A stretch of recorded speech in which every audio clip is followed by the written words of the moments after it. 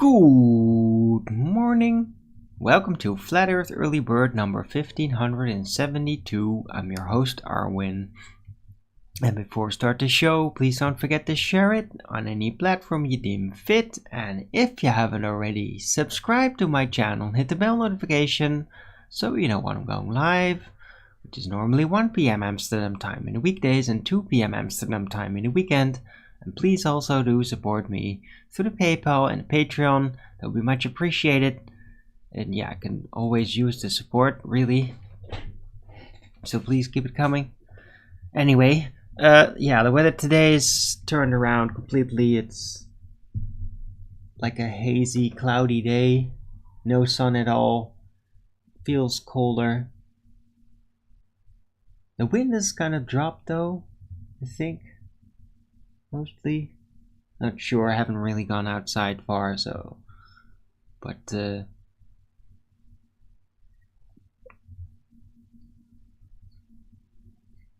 yeah, it's just the other type of spring day. Alright, I am missing the sun a bit.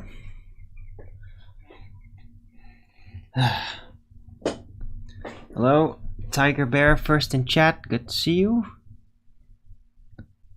It is Sunday, the 16th of April 2023. Oh, Mojo Gustavo, good to see you.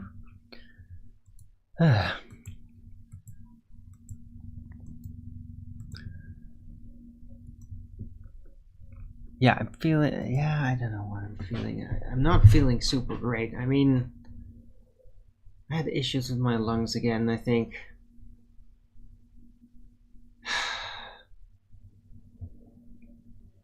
But it really just kind of like, I've had this before, like in the past. It's just now I'm more worried about it or something. I don't know. I am older, of course. But I mean, like, I don't know. I don't really want to get into it too much, but I mean, I do, like, I hope it's gonna, like, really die down. Like, doesn't take as long. Because, I don't know, I predicted originally it might go away completely by the end of the weekend. Well, the way it feels right now, I don't think that's gonna happen. I think it's rather transitioning into another stage. It's like, it feels different than it did last week. And it does typically feel associated with, well, what would be normally like a flu. And I do get mucus and stuff, but not a lot. So and I don't have a cold or anything. It's just, I don't know. I think something went around like a while ago. Adam Meakin even said that he had something like that. And I think that, well, that effect is happening with me too. And the problem is I think I am having the tendency to overblow it myself. It's just this fear and all that because I'm smoking. But hey, I have had this type of thing when I'm not smoking. And then I wouldn't be worried because it's like, yeah, well, I'm not smoking, so you're not gonna fantasize about, oh, it's all going wrong. thanks to all the frickin' imprints. I mean, you know what I mean. Right, but anyway, I've been smoking with filters, carbon filters even, for quite a while, and that definitely has helped. But right now I just feel like I should probably just figure out a way to like really quit for a while, but I find it very difficult. At least I'm smoking less. But I mean, it's not less enough in my personal opinion.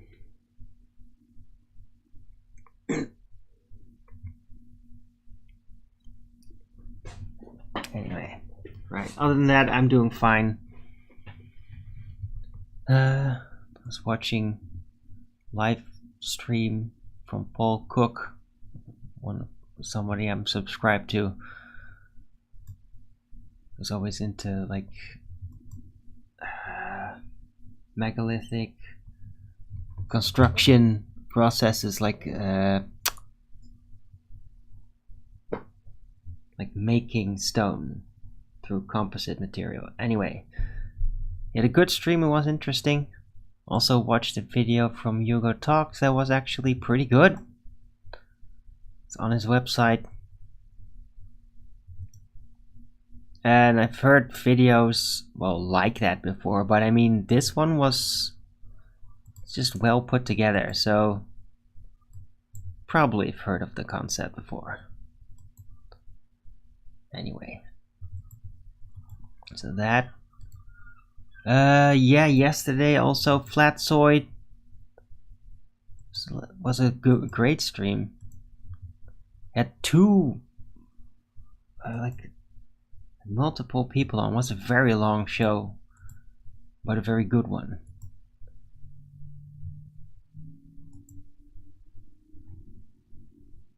Yeah, and he had this guy Nick Volt on, and the guy was like worse than Rumpus. Like, I'm really glad that I didn't have to like one-on-one talk with that guy or something, because that, like, I just almost started foaming at the mouth at some point in the chat, because he was just starting to piss me off so bad. Like, every freaking sound that came out of his mouth was a projection. Everything. It was like such a perfect projection. That's like, if you just listen carefully, you figure out he never stopped projecting once he started. And which was when he started opening his mouth, basically. He never stopped projecting everything inside out, everything. The entire predicament of Flat Earth copied onto his view of how the globe is, and all the problems of the globe projected straight onto Flat Earth. It was like really aggravating. Like, really aggravating.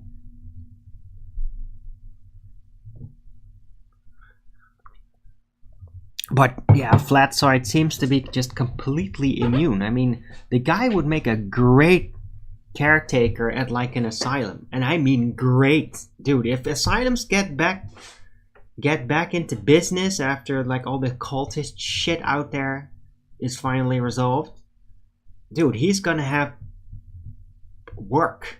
A lot of it. Potentially. If he wants to go in that direction. He's either got the skill. There's infinite patience. Hello, Moxie. Right, but yeah, it was a good show.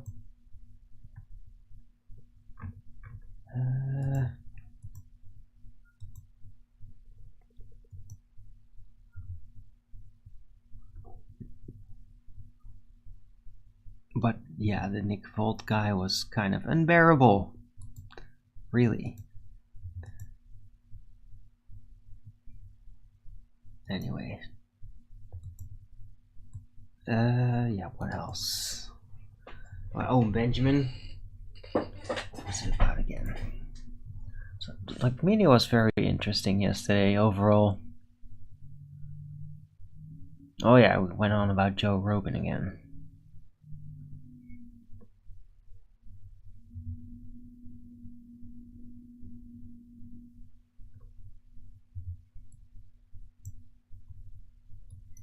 Right. So yeah, that's it, guys. Oh yeah, I've been eating more green stuff. Another bag of that baby leaf. I think it should be doing some good. Noticing like it does, like it has been like welcomed by my body a lot. I noticed that as much.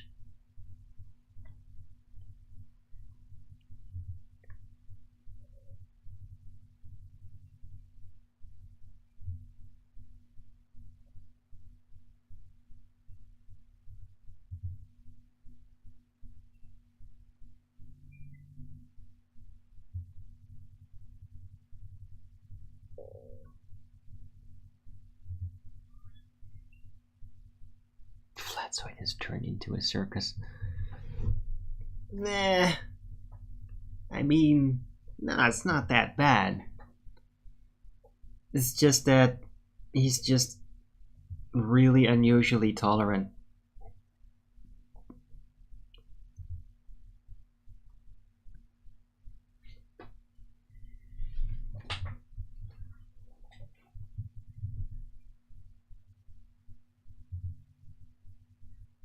But I mean, it's not a circus. It's not like he has absolutely no more control over what's happening or anything.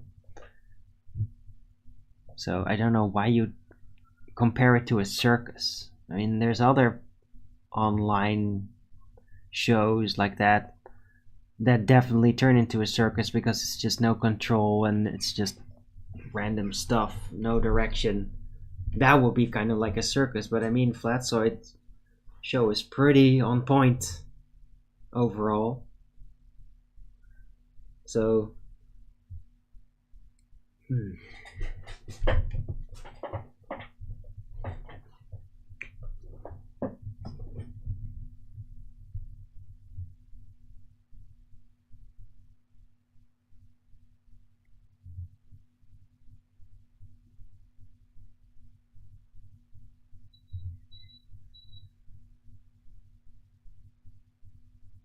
oh, the chat. Well, yeah.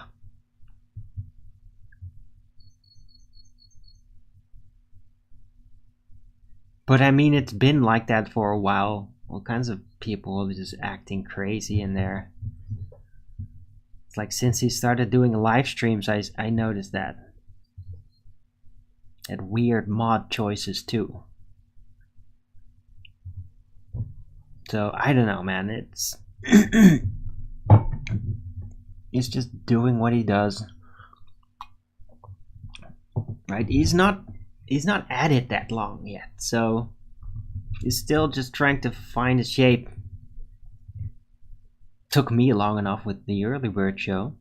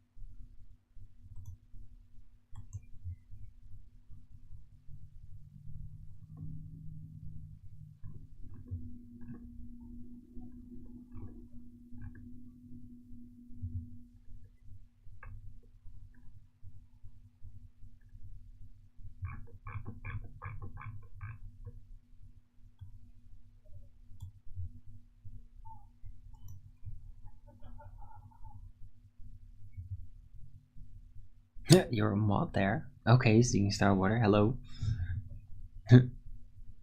Weird. Whatever.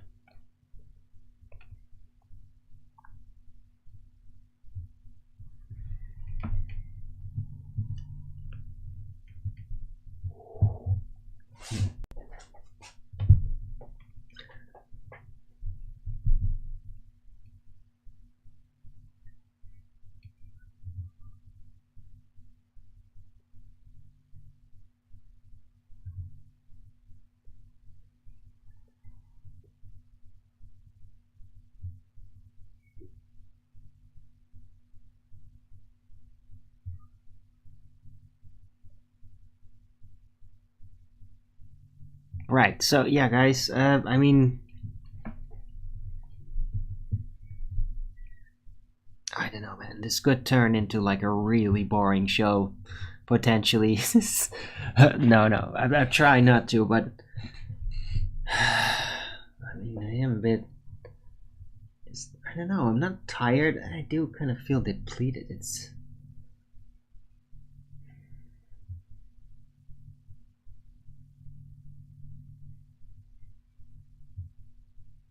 It's like I feel kind of sickish, but not really there. It's weird. Just gonna take it easy. Don't get overexcited about anything.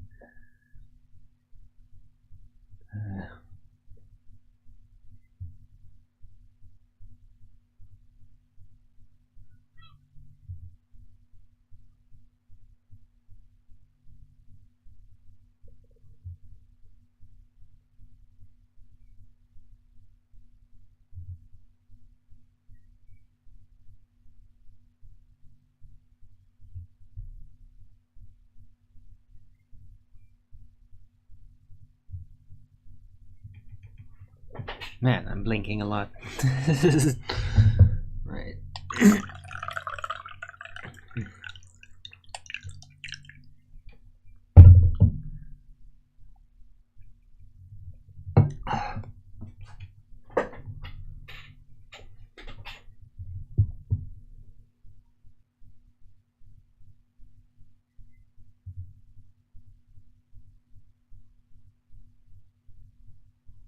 Like to know how the periodic table was first imagined? Well, I can guess that they basically started out with the elements, right? 4 element and maybe wood and metal, something like that, and spirit. But I think it probably, like, that's how it roughly started out, and then they just started to like classify material based on chemistry.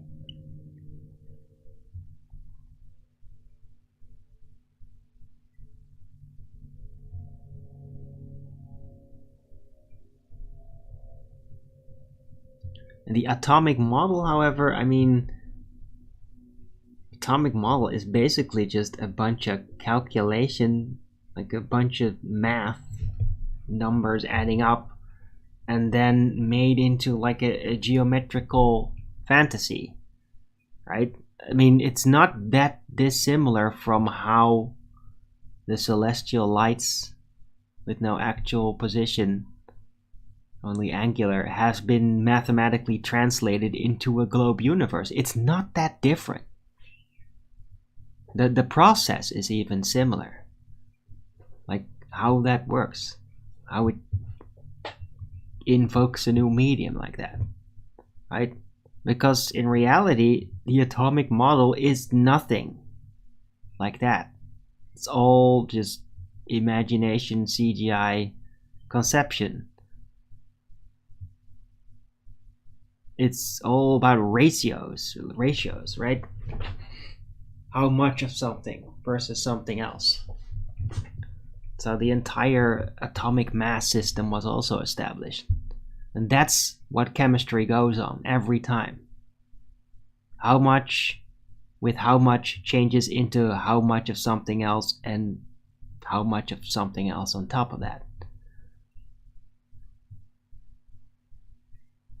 Right? And then, yeah, if you extract the numbers and the ratios, then you can like start to put it into a physical shape, like what they say, the proton, neutron, and then how many electron layers, right? I mean, that's all conceptual,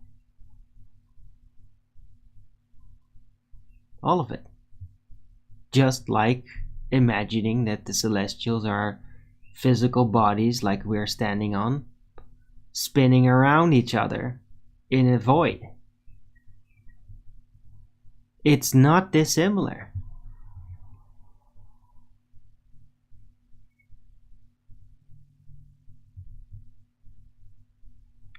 How were the numbers assigned to each element? I think the arrangement of the element numbers have gone through several phases, right?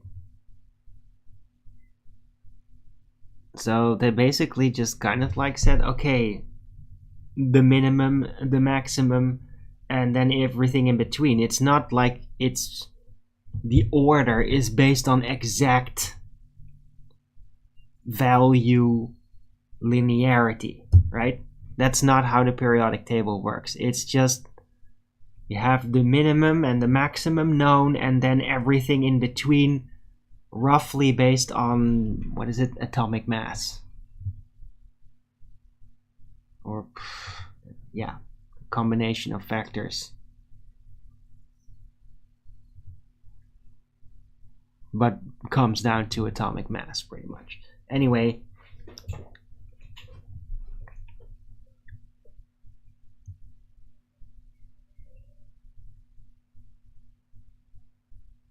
right, so the number count within the periodic table has nothing to do with anything of the concerning the actual numerical values derived from the properties of the material. It's basically an arbitrary numerical classification.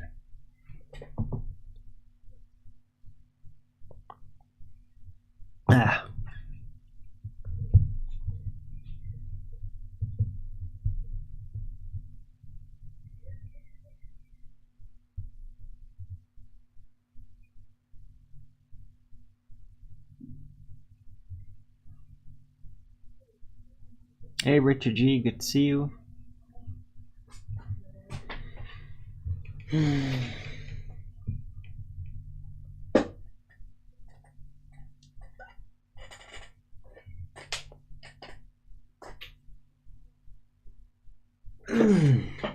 Yeah, by the way, the blossoming trees down there, the left one is starting to blossom. Like, that went really quick all of a sudden. Yeah, I should show you. I mean, they're basically in full blossom right now. I mean, the right one, you can definitely see that. With the left one, but you're starting to see that it is definitely showing this pink color already.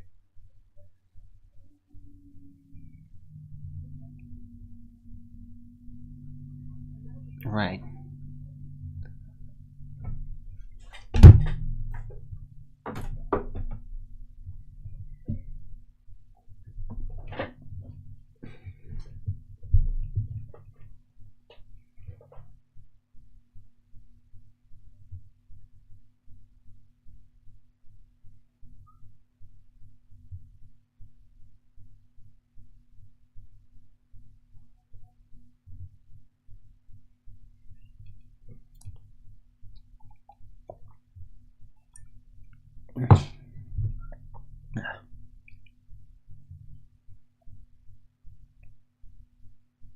How were they determined? The atomic mass situation? Well, they were weighed and compared, right? So they take something, an anchor point for measurement. I think it's probably water or something in liquid form. I'm not sure. It might be something else. And then they just compare all the other material to that. They take, it's like a density comparison. You take a set volume and then compare that density of that set volume, right? But it is based in its like common state, and if that means that it's a gas, then they don't do that. Yeah, it becomes different, I think. I'm not sure how they determine the atomic mass of substances that are typically in gaseous form. I think they might compress it or like freeze it down to almost perfect zero and then compare the weight, because basically nothing is going to stay gaseous at absolute zero. Nothing. So then it will attain that mass. So you can actually compare the weight.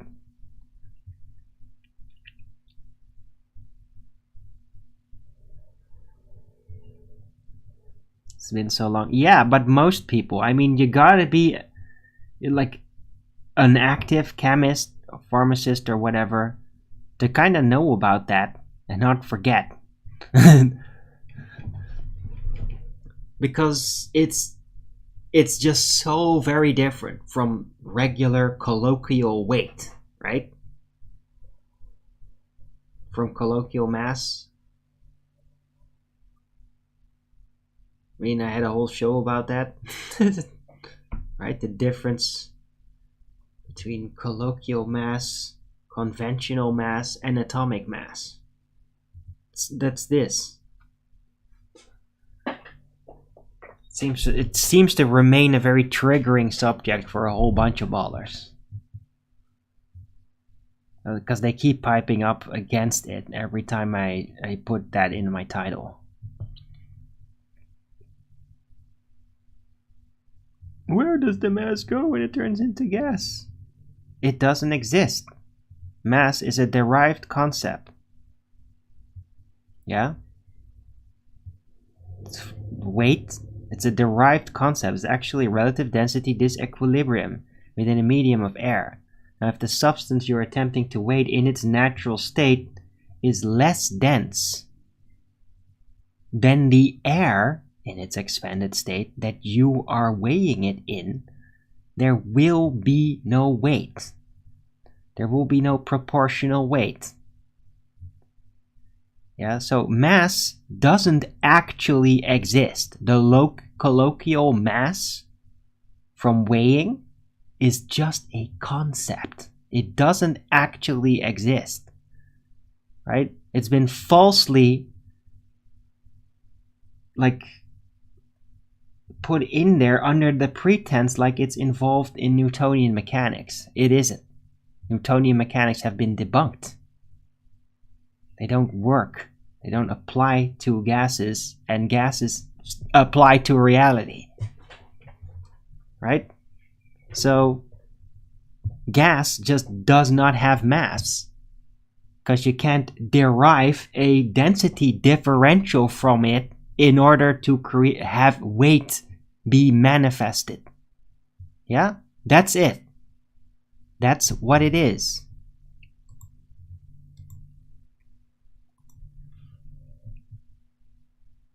Oh, it's a genuine question. Yeah, no problem.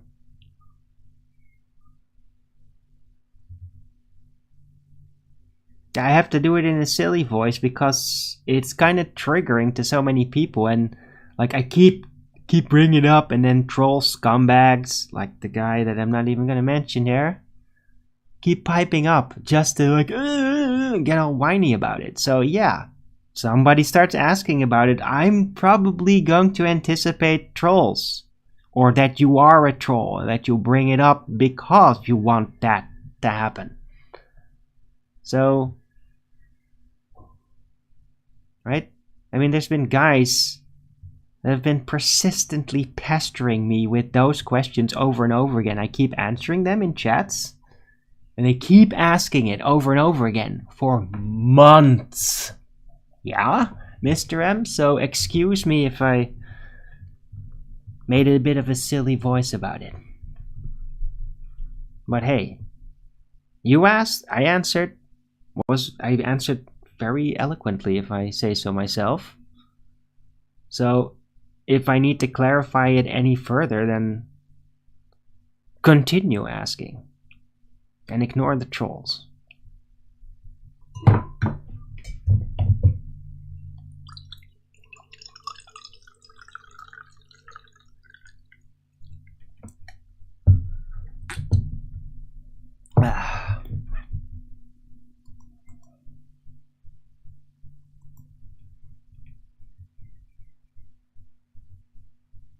You may make some videos, but I have. I make entire shows about the subject.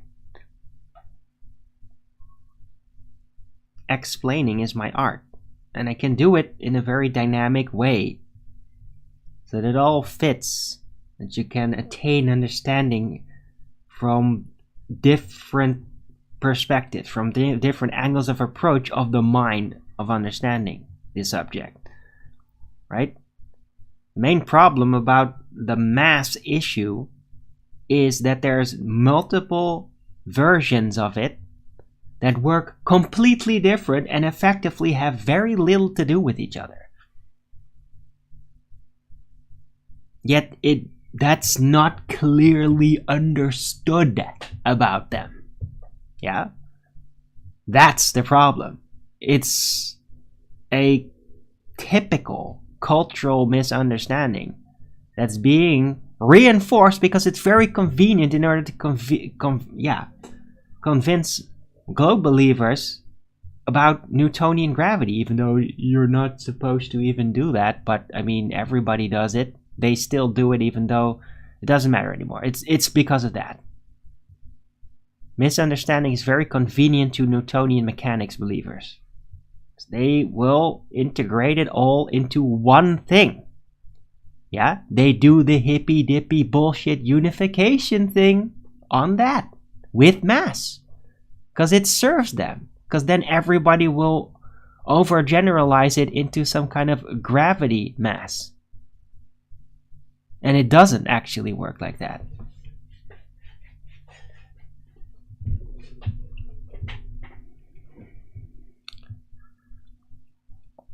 Let's say mass number, atomic mass number. Right, yeah. Now that mass, the number, right, I don't have that book, by the way. In my memory, you have the blocks with the letters in them that represent the elements, and then you have like two numbers. And one of those numbers is the atomic mass. And it's not correlating to the number of where the element is in the periodic table. It's a separate number. That's the atomic mass, yes.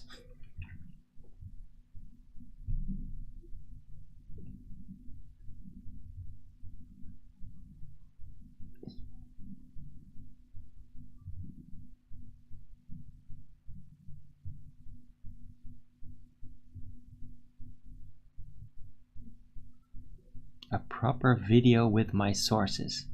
Well, the problem is Mr. M, or Mr.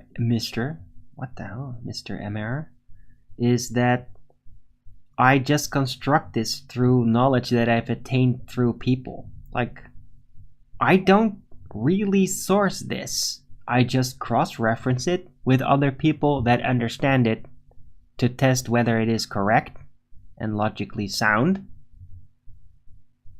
And I can't just I could potentially attempt to do it, but I mean, like, oh, I'll find on the internet all the official prints, and I'm not good at that. I'm not even good at searching things on the internet in general. So, I mean, I just explain how it works. Now, I could make a very short video in which I specifically just explain the one subject, but I mean, why? You can literally cut out a part where I just explain it on my show and make that into a video if you wanted to. I mean, you can do that. I just don't really feel like, oh, I'm going to make separate little videos for every single freaking concept I've ever talked about. And then there's that. Or you could just have me live talking about it over and over again and reformulating. Doing it live, right? Interactive. Not just a video of it, of the one subject thing. Interactive. I do it live. And I expand my understanding. Anyway.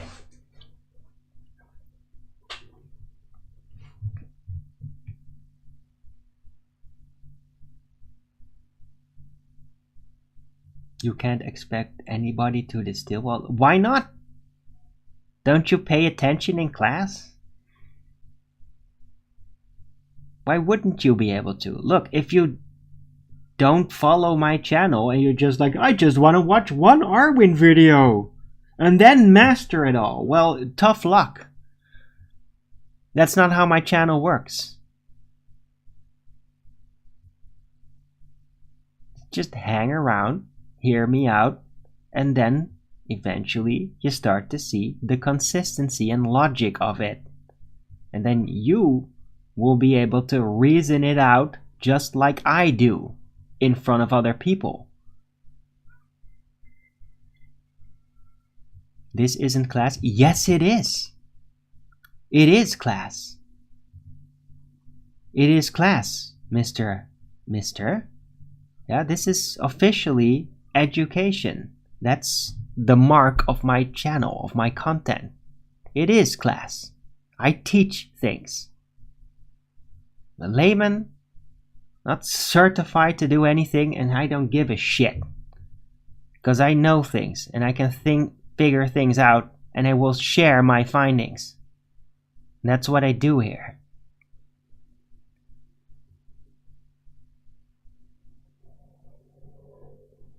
You don't have any literature? Yeah. Too bad.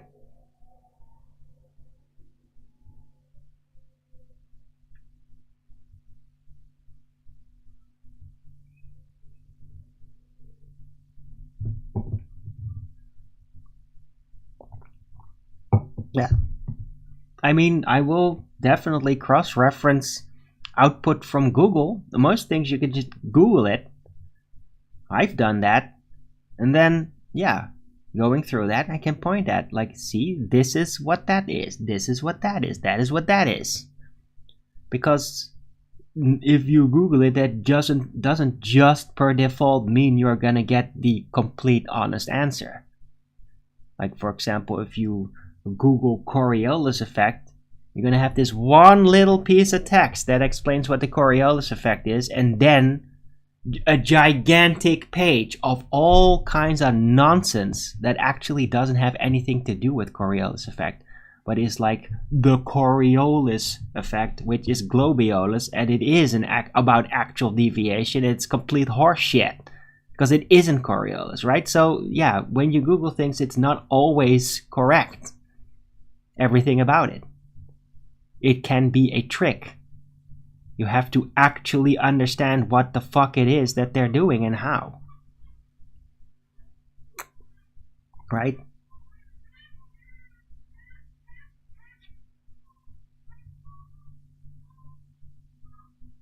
Some people get upset when you do a Google. Why?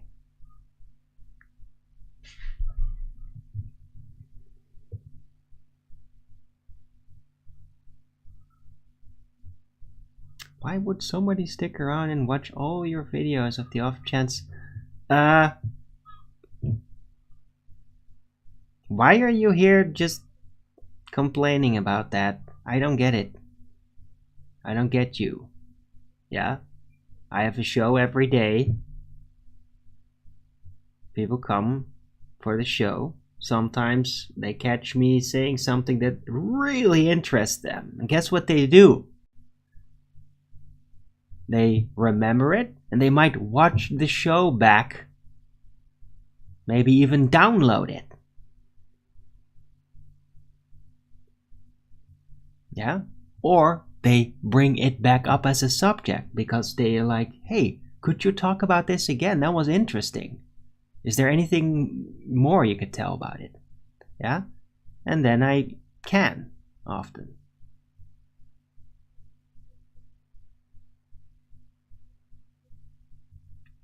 So, yeah, your idea of what you want out of my channel, too bad. That's not how I work.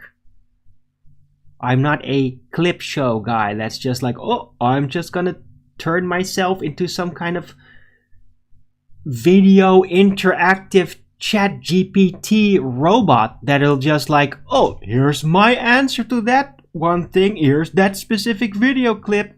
Like, no, I am not a robot. Yeah, I might be mechanically spirited in a way, like the way I follow structure, almost like robotics in ways. But I am not actually a robot. I don't do things like I'm interactive. This is how I work. That's also where my best ideas come into being. They sprout forth from the interaction.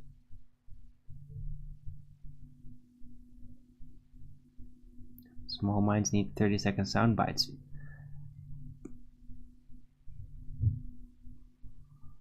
I guess, yeah, you could state that, Seeking Starwater.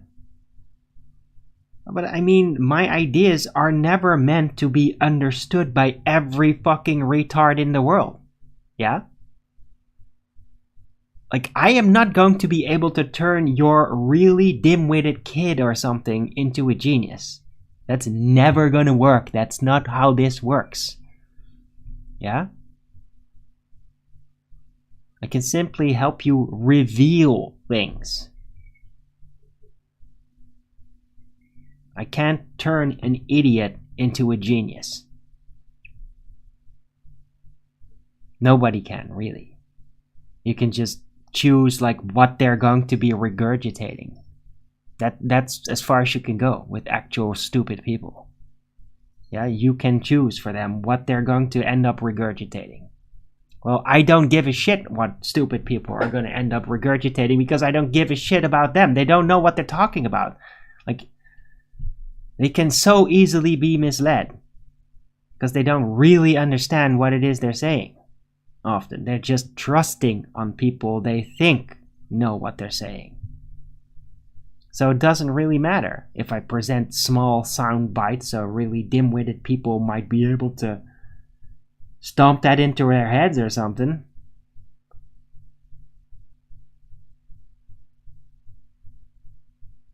No.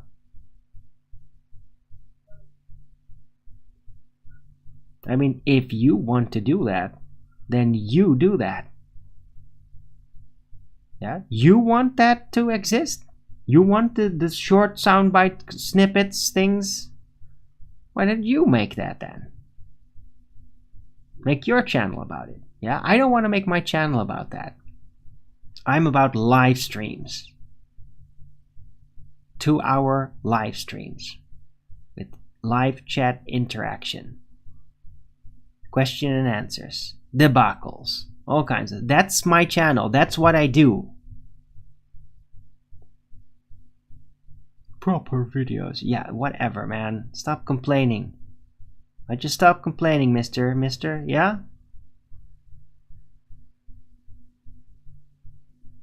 You want it, you make it. I'm doing this.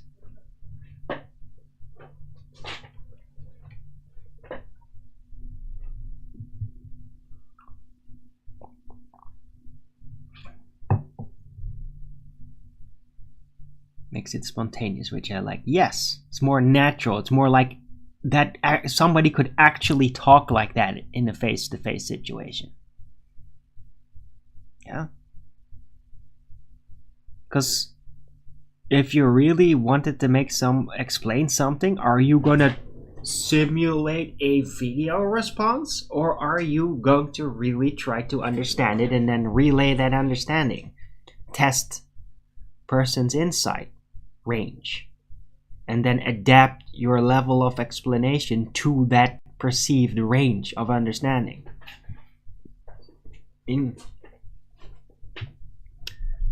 There's so many short videos explaining concepts that are just wrong or diluted or lying out there.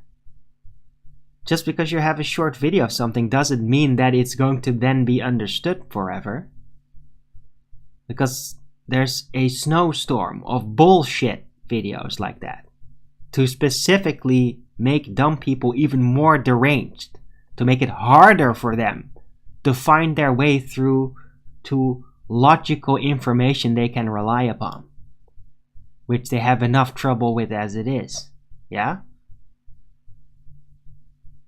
My way to fix it is a direct connection so you can see it happening as you're watching it, and then potentially simulate it for yourself.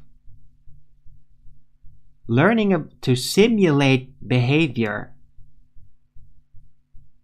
right, is much easier when it's live than copying it from some stupid video that's not live. It's like a pre-recorded thing. It doesn't work as well.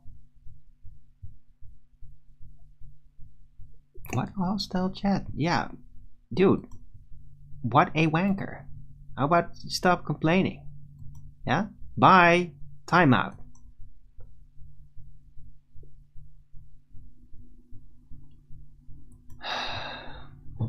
Right?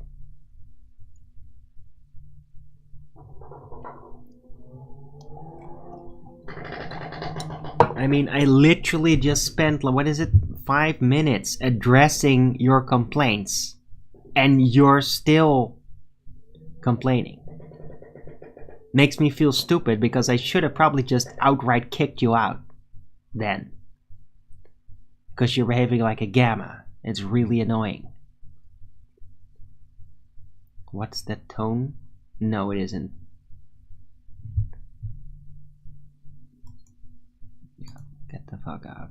Yeah, I don't need a bunch of sock troll gammas piping up when it's ready for them to squirt complain, yeah?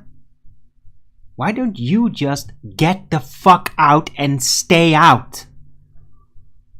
Yeah? You want to be part of the show? Get in there, in the chat, and start communicating. I don't need your backstabby gamma remarks to come out of the woodworks all of a sudden in a heated situation, yeah? People that do that, get the fuck out. I never want you here, ever. Yeah?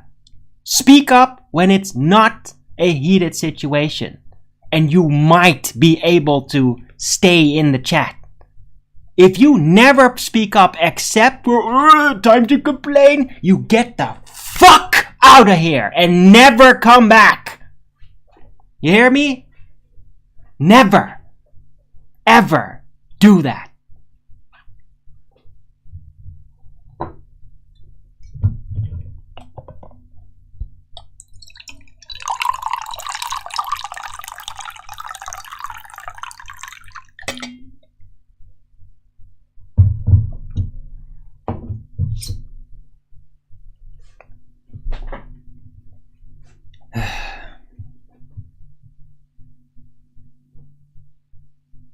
Hey Richie, good to see you. Everything in chat disappears. Well, you're not missing much. It's just whining and complaining, right? And a bunch of gammas piping up, of course. Specifically after I told them not to ever do that. Just shut your fucking mouth, you piece of shit. And never pipe up in my chat, only for complaints. Yeah? Never do that. Fuck off. Speak up to have a conversation or shut your fucking mouth.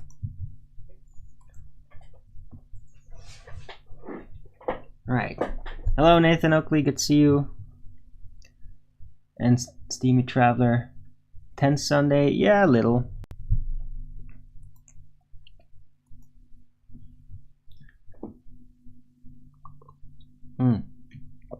What's my favorite film? I don't have one. There's too many films.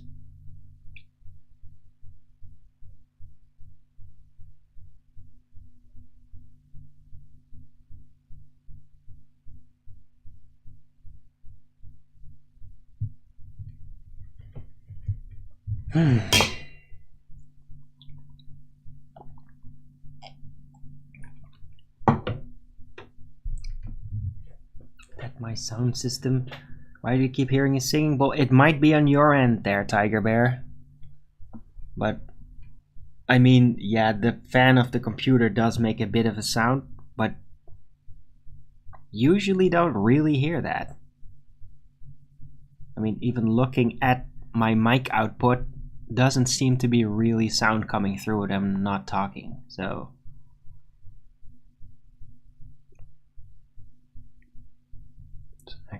bit weird though, hold on.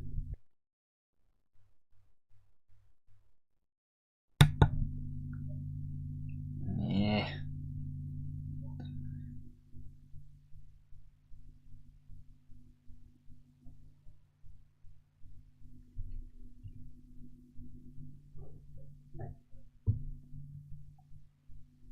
Yeah, Mojo Gustavo, I know. But look, I don't even... It's not even that they make sock accounts to do that. I mean, Akumu virus does that sometimes. But Akumu virus isn't just a gamma piece of shit that only starts to speak up with complaints, right? That is the fucking thing. I hate those people. Those people, I feel like bashing in the head with giant steel pipes. Like, shut your fucking mouth. There's nothing positive coming out of me. Fuck off. Shut your fucking mouth. Yeah? Have a conversation or shut your fucking mouth. Nobody wants your stupid ass complaints. Yeah? It doesn't make you smart. You're a piece of shit. Shut your fucking mouth and never open it. Yeah? Have a conversation or shut the fuck up. Nobody wants your fucking complaints. Yeah? Nobody wants your fucking complaints, scumbag. Nobody. You're a piece of shit. Get a fucking life.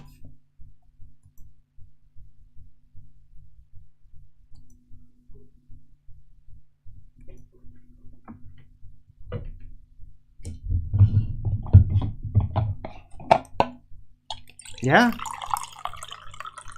If you can't say anything constructive, shut the fuck up.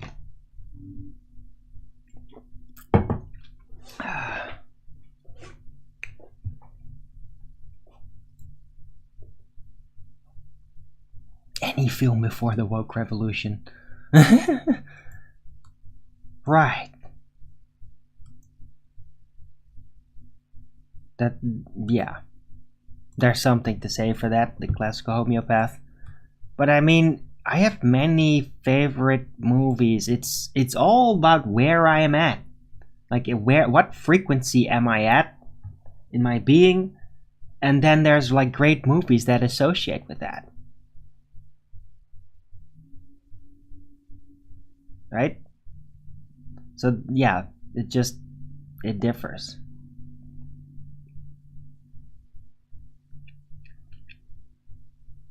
This is okay there, Moxie.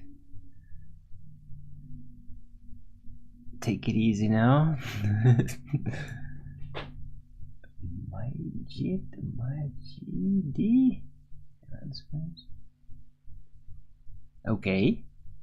Never heard of that, Zane Solo. Iran makes films, do they?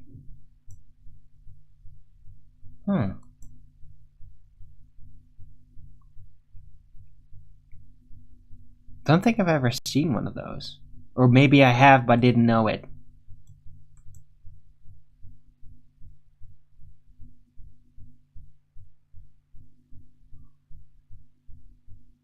What are they like? What direction should I think of? Are they like a bit like Bollywood or like what? Yeah.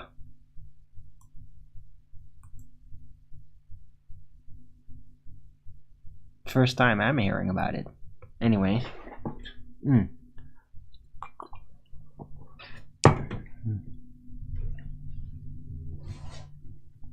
Children of Heaven. Okay.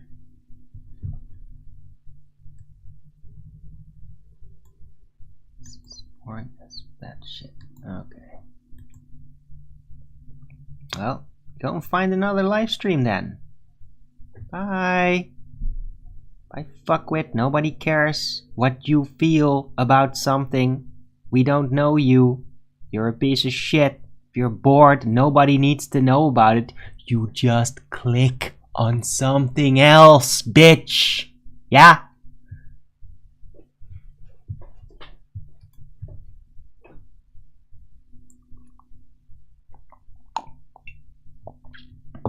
Right, I'm gonna take a 2-minute break, and yeah, please, wrenches, if anybody speaks up like that, you don't immediately recognize, just kick them out. I'll be right back in 2 minutes.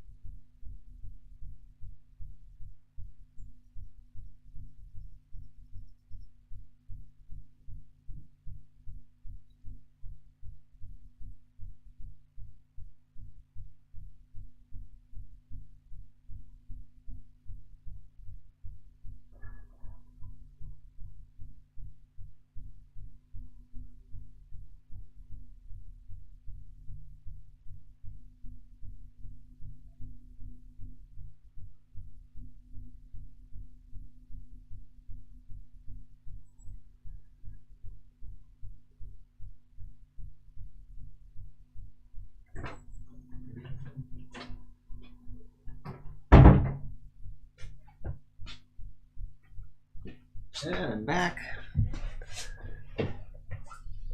Hey, Rufus and Hubbins, Blue Pill Evolution. Flat Earth, Flatsoid debate gave you a headache? Dude, did you see yesterday's thing? Dude, if you thought that Fight the Flat Earth gave... I mean, Fight the Flat Earth at least was kind of funny as he was like stuttering. And just being obviously deviant and all that. That was hilarious. But I mean, that guy he had on yesterday, man, that was like way worse. That guy was just like... Oh, just check it out. I don't even want to simulate that. Hey, Welsh Rice, Reese, good to see you.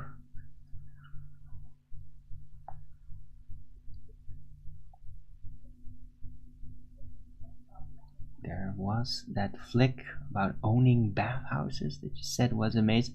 Yeah, it's like Bathhouse Enthusiast series. It's called what is it again? It's Roman. It's Romani. Yeah, hold on, let me just check it out. Oh. What is this? Come on.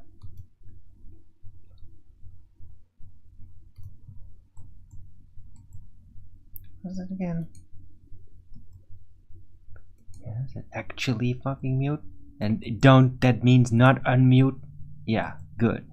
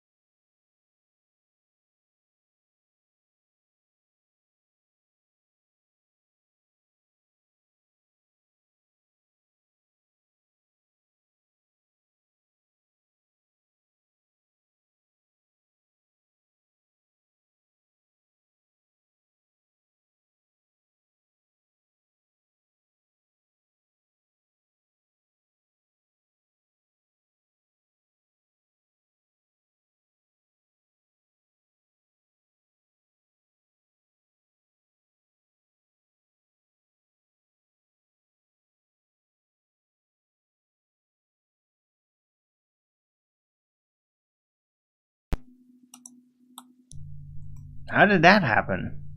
That was weird. Just got turned off out of nowhere. Anyway, yeah. Terme Rome Nove. That's what that show was titled, about the bathhouses. You can find it on Netflix.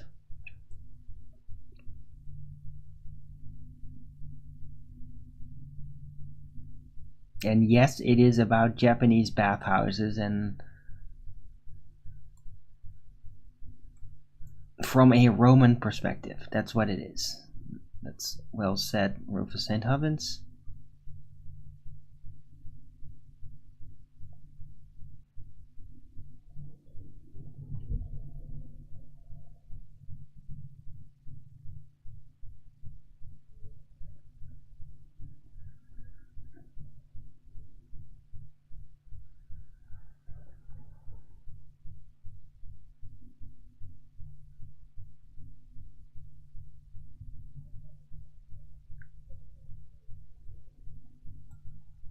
Yeah, hello, LSG, by the way, how are you doing?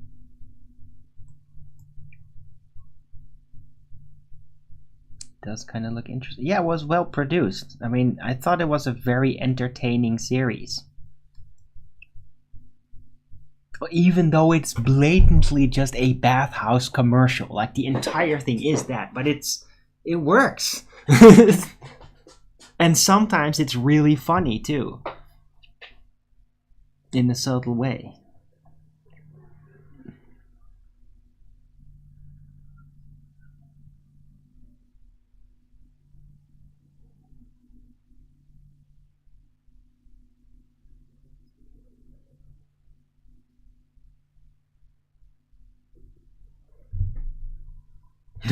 Can't read lips. Steamy Traveler. Yeah, that's difficult.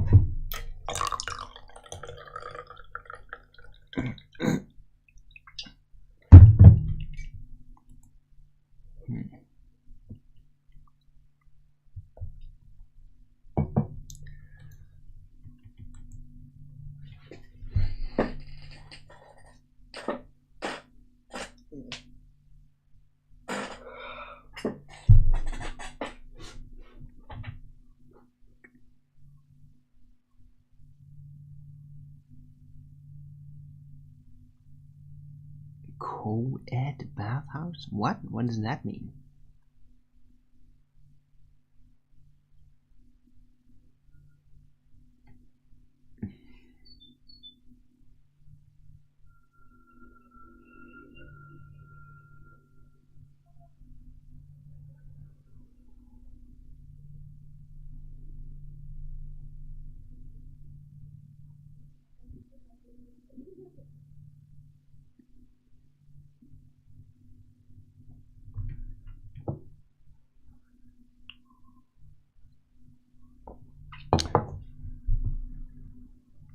Oh.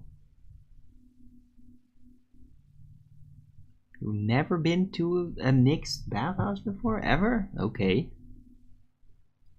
Bathhouse is gay.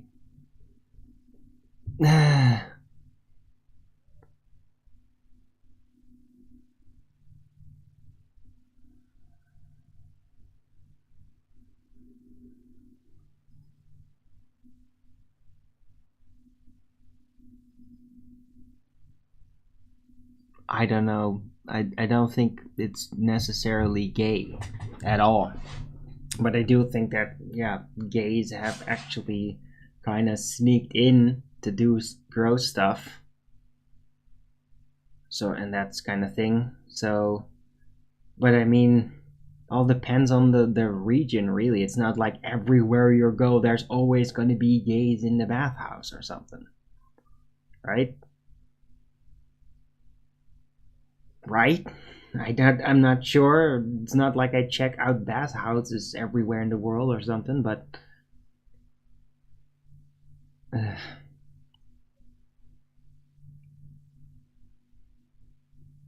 a down low man thing? What? What the hell does that even mean? What the hell is a down low man?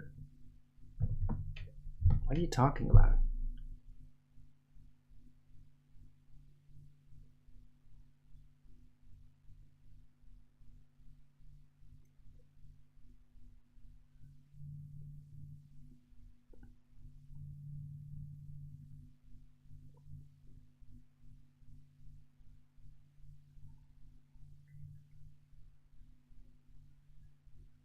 Watch the flick. Yeah, but I don't know if you're wrong because I don't know what you're talking about. Right, and yeah, blue pill evolution, I get it. This space for swimming pools, jacuzzis, yeah, I understand you. You know why? Because of the disgusting chlorine shit that's in there. And that's really unhealthy. It's not good for your skin either. Right? Have you ever tried like warm salt water baths? Now that is a big difference. Like I really like warm salt water baths. That is like amazing. I've checked some of those out. It makes you feel really good. It's good for your skin. It's good. Like it's just good. But yeah, the regular sweet chlorine water, I think that's disgusting too.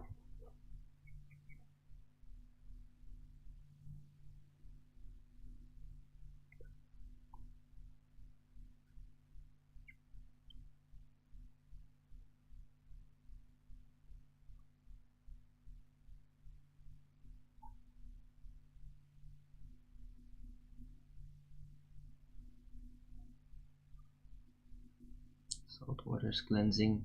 Yeah. I mean, yeah, of course, going to the ocean if it's not too gross in that region is cool and all that, especially if it's hot. But I mean, like actually having like warm salt water is like really amazing. You can just sit in that and like it makes you float for starters because the density is a lot higher than regular non-salt water, non-saline water. And yeah, it's just really, really relaxing. So that's immediately what I think of when I'm watching most of that series. They're talking about hot springs. There's going to be minerals in those hot springs. They even mention it sometimes, like, oh, a natural saltwater spring.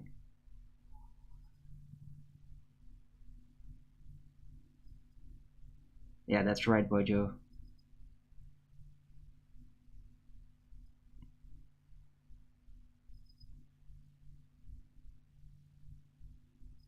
That's a man who's gay but keeps a secret? Ew. Okay. Is that called down low? Okay. Thanks, Dank, I didn't know that.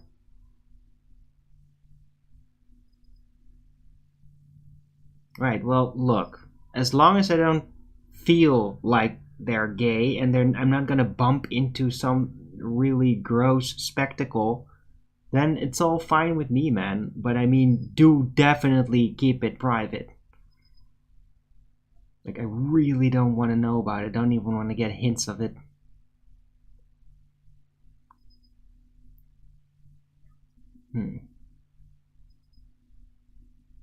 Lakes gross you out? Fishy water? What?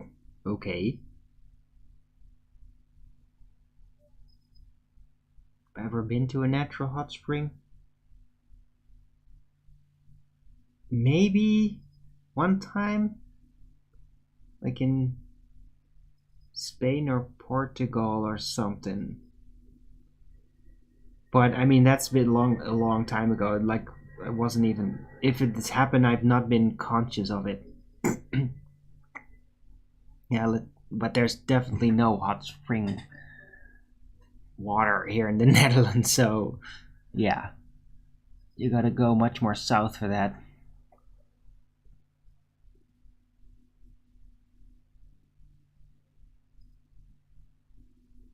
Lake water has a fishy smell. Well, okay, that's weird. Blue build evolution. It all depends on what lake, though. I mean,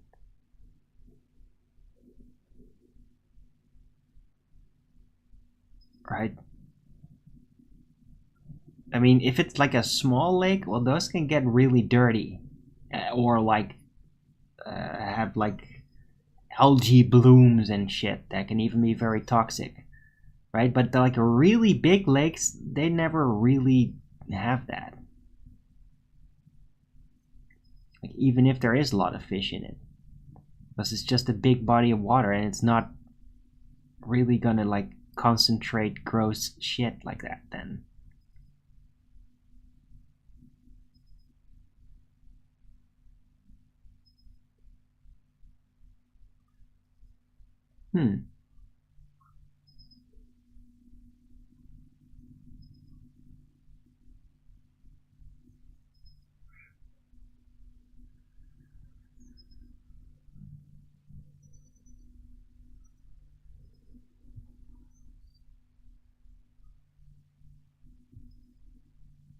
Right. Yeah. No, I know what you mean. I mean, the smaller lake, I don't like that either. It's like sometimes, like my mother would always be like, "Yeah, I want to dip in every lake."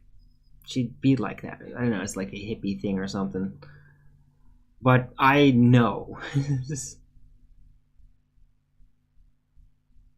I don't really trust body of waters, generally like that. There were certain lakes though, but it was in a specific location, like in Friesland, where like as kids, like when we came together for Easter with the family, my cousins and all that, then we would go to that place. It was like a lake that's kind of on top of a very clayish area, and that one was actually really nice, and it didn't stink like fish or anything.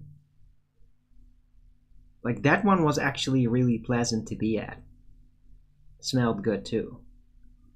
So it really depends on the type of lake you're at, you know? And like what kind of ground it is sitting on. Because the ground will determine a lot of like what kind of life activities are going to go on in the lake.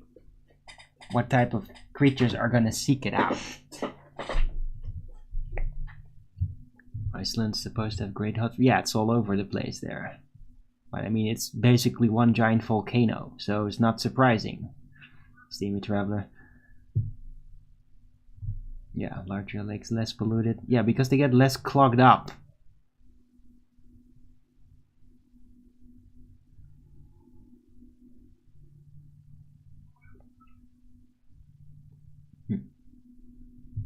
Anyway, I hope you guys are enjoying the show. It's rolling more.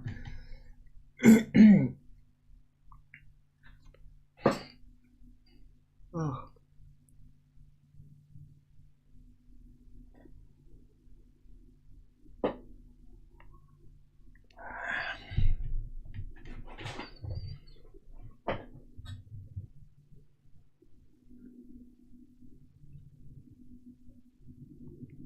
With the globes, our maps. Yeah.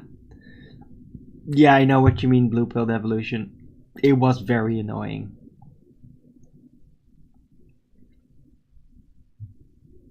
But I mean, I'm kind of used to that kind of shit from him, though, you know?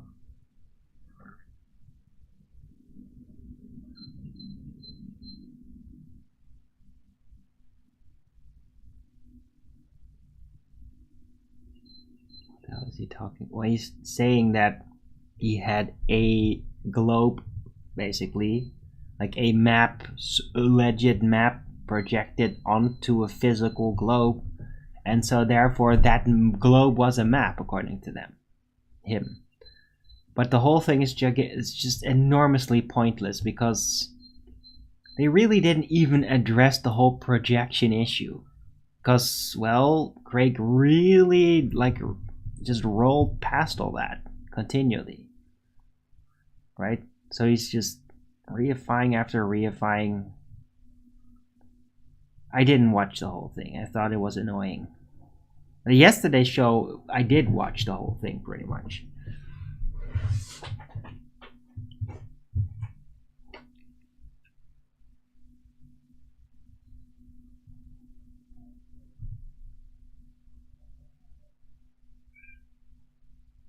Yeah. Yeah. Well, that's the bonus there, Rachie. those types of moments.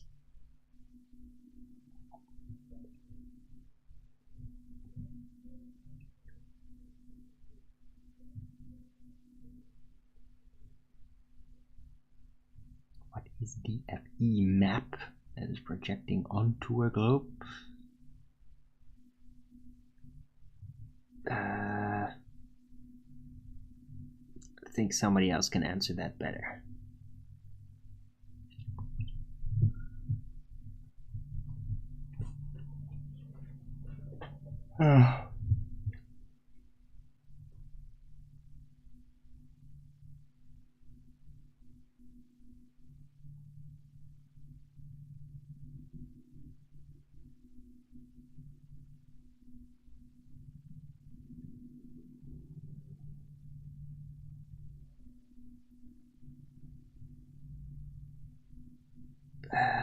Wasn't it the Gleason's map? Or was it the Mercator? I'm not sure, man.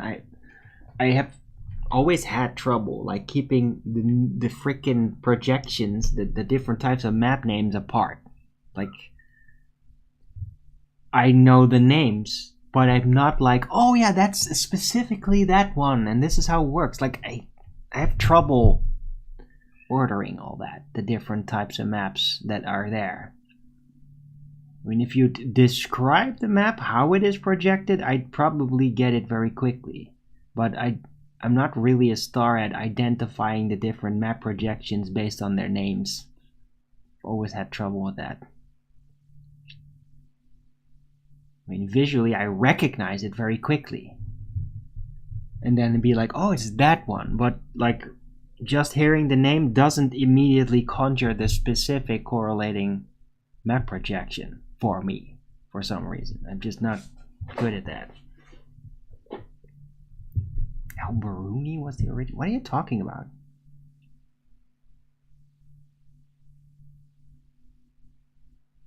What is Alberuni had a map? Did he?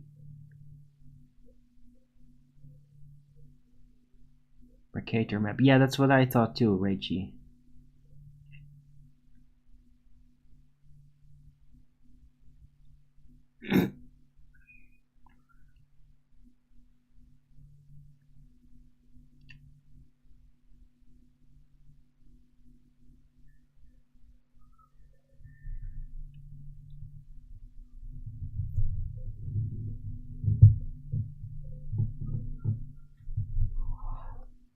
Yeah, that's what I thought. Never heard of the Alberuni map before.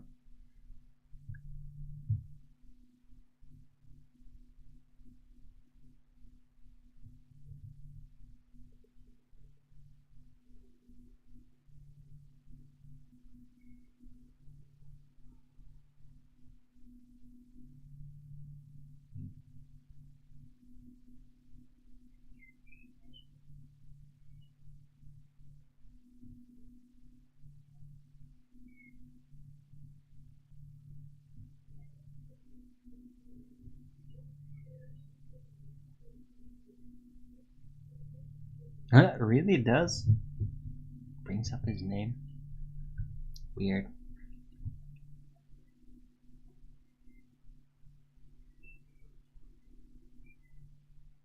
Any link to any of the videos about rectangular looping? I'd like to understand it better. Or we can just talk about it again. But I mean, yeah, just look for rectangular looping in the titles, and I mean, I've had it in the Flat Earth Talks days. I had videos about it.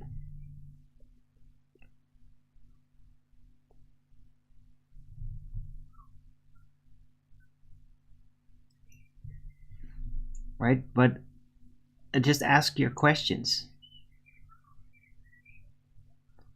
about it. I'll answer. Blue Pill Evolution, no worry.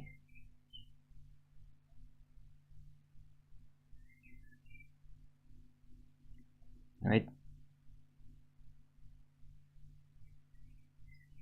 The main factor that really plays into the suggestion of a looping spatial system is that the equator that derived from the celestial maxim line over the Earth's surface would not actually be a circle, which is what all the disk Earth proponents, like, it's the antecedent for that. Like, if the equator isn't a literal Euclidean circle, then the Earth could never be a disk like that, right? The problem is we don't really know. It's like, even now, after all this time, after having brought it up, it's still inconclusive. I still don't know what the actual geometric orientation of the equator line is. It doesn't really seem like it's a circle. Why would I say that? Because, well, the lands at the north don't really fit. They don't fit in that disk. It doesn't fit. It's like the scale becomes off again further you go to the center of the disk projection, right?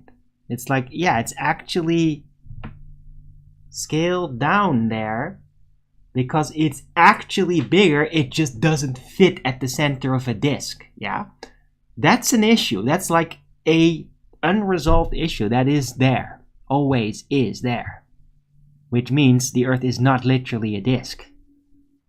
So if there's all that issue going on, then what is it? Like, what is the actual orientation, right? So the main premise for the entire rectangular looping conception is, what is the question? What is the orientation of the equator line? What is it? Is it dead straight? Is it a circle? Or is it an incomplete circle, like an arc? Like, what is going on here? What is that equator? And then once you really know that by physically measuring it, that's where it starts to become interesting, because now you get an orientation of how these celestials actually relate to the surface of Earth with geometric actual precision. And then you can rearrange all the measured knowledge of the realm and cross-reference it with that, and then see, like, what is the actual most to scale equal scaled out projection. Like, what is the most as is, right? And my suspicion is that it is actually the rectangular projection. But yeah, I mean, that means that if you go east, you literally end up back at the west. You end up in the same spot after moving in a straight line. Well, there's only one possibility, if that were to be the case, to explain that. There's only one. Yeah, because you're moving in a dead reckoning straight line, not in over the curve that you presuppose. No, dead straight line. Well, there's only one way to explain it, and it's final, and that is, space is not linear. The entire realm is stuck in what would astrophysics blabbermouth would call a wormhole, in a loop. Space itself is looped. Trainman Station from the Matrix, right? The second one. Trainman Station. Neo runs in, tries to get to another station, and then he finds himself back at the same station. Why? Because in a looping system, when you run, you end up in the same spot, even though you move in an exact straight line. That is fundamental looping. And that may be the scenario of our physical existence. That may be it. The realm may be looping. And that immediately infers very strongly that there might not be physical existing space beyond our realm. Because if literally space itself is looping like that, then why would you assume there will be space outside of that loop at all? Yeah?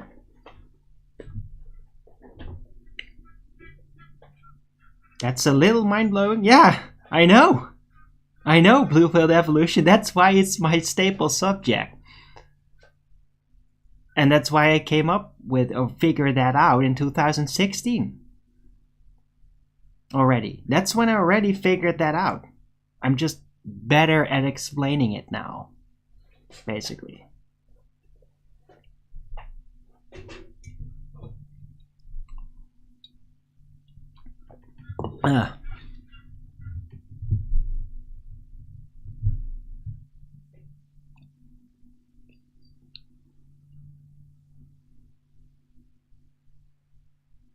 Right? So yeah, basically the rectangular looping model idea, which is definitely falsifiable. It's not like, oh, you can never prove. No, you can definitely prove palpably whether there is a loop happening in the realm or not. And then the cause of it, yeah, good luck with that. Oh, we're gonna just find the cause of the loop. Oh, yeah. But you can definitely establish whether it is there or it is not there. You see? Very falsifiable. I made sure to make sure that everybody understands that about it. You can test whether it is there or not. It is not like untestable. We could never go there. Oh, you can. We can get here in the earth. You can measure it in the earth, on the surface, where you can walk. Whether the equator is a straight line or a circle. You can absolutely do that physically. There's nothing really stopping you from doing that. There's no physical impossibility. I mean, there might be societal obstruction, like it might go through a country that's not really open to outsiders, for example, right? And then, yeah, how are you going to measure that equator then? It's going to be a little bit more difficult, but it is doable. It is doable, right? I mean, you don't have to build some bizarre spaceship to go through some crazy medium just to supposedly have any information for it. It's right here. It's here. We can walk doing that, confirming whether there is a loop or not.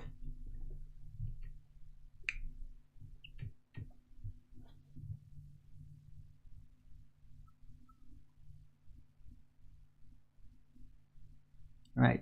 But I mean, yeah, beyond that point, in excess of 100, right. Well, and also, look, we'll put the technically, if you can get a jet, like if you can just get the green light for all the countries, yeah, it's going to be expensive probably and whatever. I mean, there's already a chance that like high military groups already know this data. They just know whether it's looping or not. They're probably just keeping it to themselves. It's because it conflicts with the propaganda arm of space stations and all that, right? They can't conflict with that data. If they're publicly, at least. Anyway, so a jet just flying could also you could potentially do it really quickly if you just have like a very fast jet with the right instrumentation and just do a straight flight over the equator region, constantly cross-referencing your location, but also with light. I mean, do a 24-hour flight around the world and basically keep following the sun so that it's exactly at this maximum position, which is how the equator was determined, right? So if a plane could do that, fly across Earth, and then keep it perfectly in lockstep with the celestial mechanism from which the equator is derived, then it could be very quickly determined whether the equator is a straight line or not. Right? And here's another funny little weird oddity, yeah? If the equator is a straight line and there is a loop in the realm, that also means that you can theoretically go or have objects move with absolutely insane speeds, even though there is a limited amount of volume to move in. Yeah? Thought you never thought of that, right? I mean, yeah. We can't fly away in outer space because you crash into the limit of space or you just can't get there, right? But if there's a loop, well, you can just go boom, boom, boom, boom, boom, boom, and you'd be just one line in that space, continually transversing your own position again and again, like an endless mirror effect, right? You could theoretically go hundreds of thousands of miles per second or something, and do that longer than, well, for as long as is necessary, because there is that possibility in a looping system. In a domed system, that would be absolutely inevitably impossible, because there's simply not enough room to build up that speed. Yeah?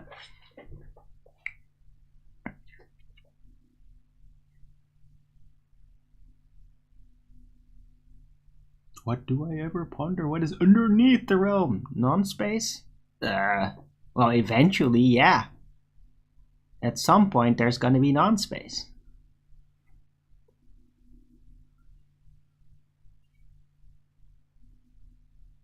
Yeah.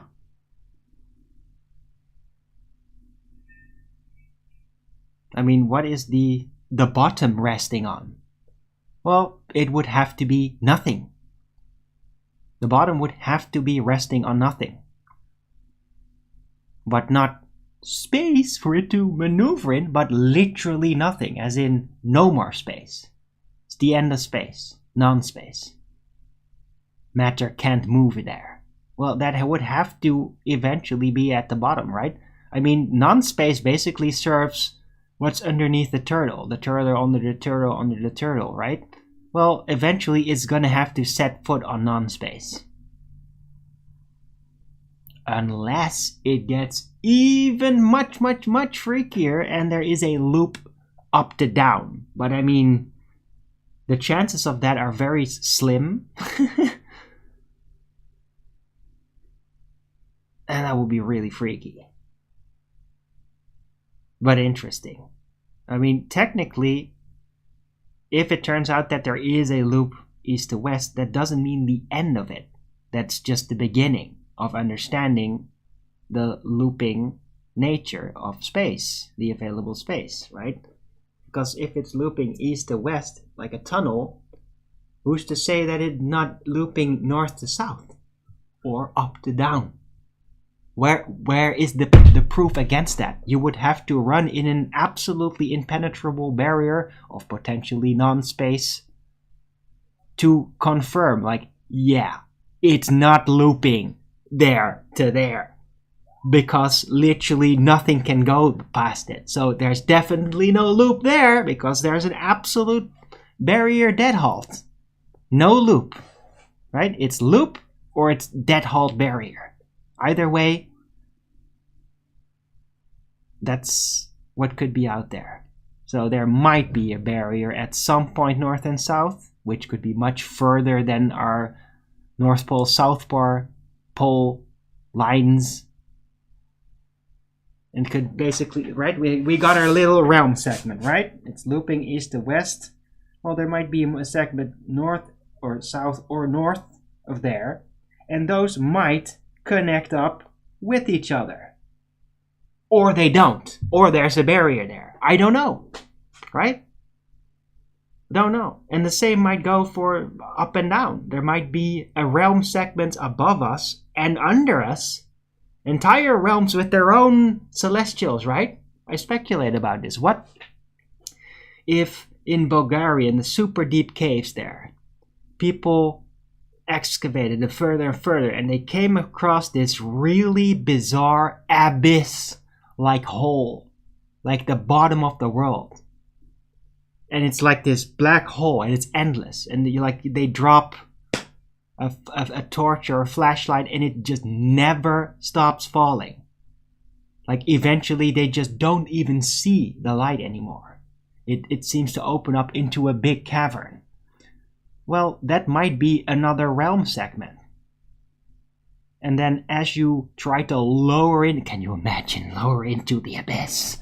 Fucking hell. Right? imagine you're in this cave under Bulgaria, super deep, nobody's ever been there.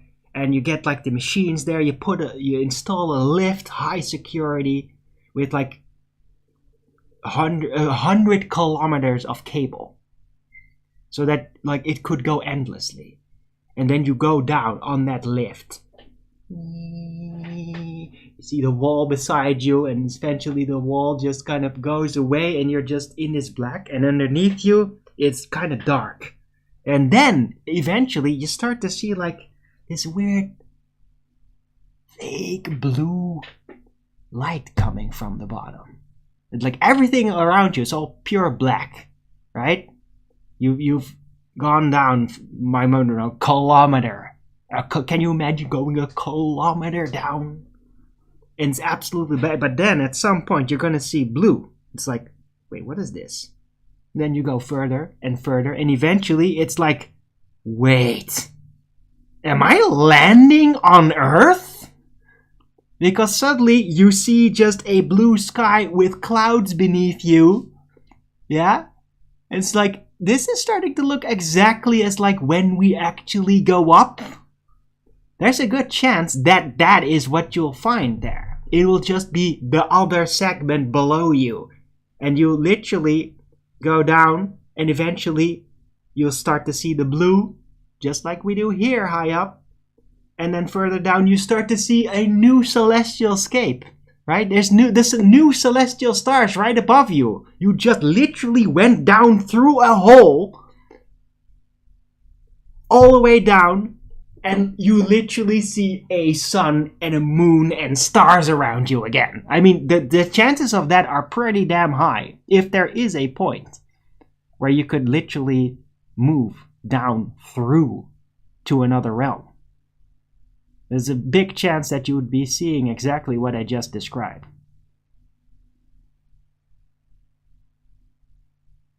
Would there be enough air? Yeah, if there's celestials and there's water, then there will be life. It'll be just a similar type of ecosystem as here.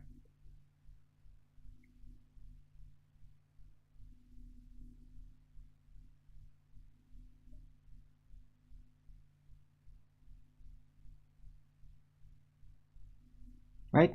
But anyway, it's an idea. It's an idea that definitely fits within the looping mechanism, because hey, what if you go explore that realm and eventually, you kind of colonize it or whatever if it's not already colonized, and then go around digging, you find another super deep cave. Yeah? Like, what the fuck? Is there another hole here? Where's this one gonna lead? You do it all over again. I mean, this is probably going to be like hundreds of years in between or something, but you find another hole, you go down there, the same damn thing happens. Another freaking realm layer. It might look completely different. I mean, maybe it's like more a waterish world or something. Much more water there. Very little land. Or maybe no land. Who knows? And then, you go, you dump a bunch of submarines there in ships because, there's no land or whatever. And then you go checking out the bottom of the ocean, right? You go Jacques Cousteau on that third realm, the second realm below ours. And it's like, what? I just found something amazing. It's a special cave. And there's like a hole in there. It's like, this might be dangerous. If we open this up, that might literally like pour the entire water of this realm down to wherever.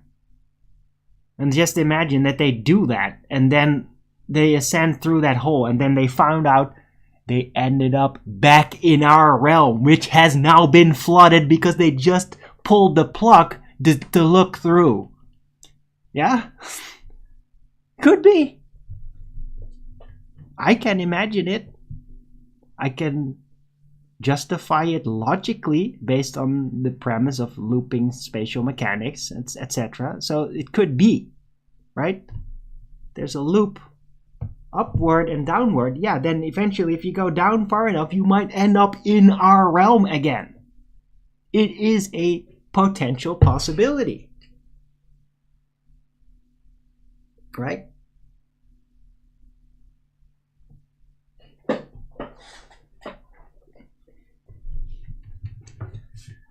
How would you stop from falling in the next realm without getting hurt? Parachute?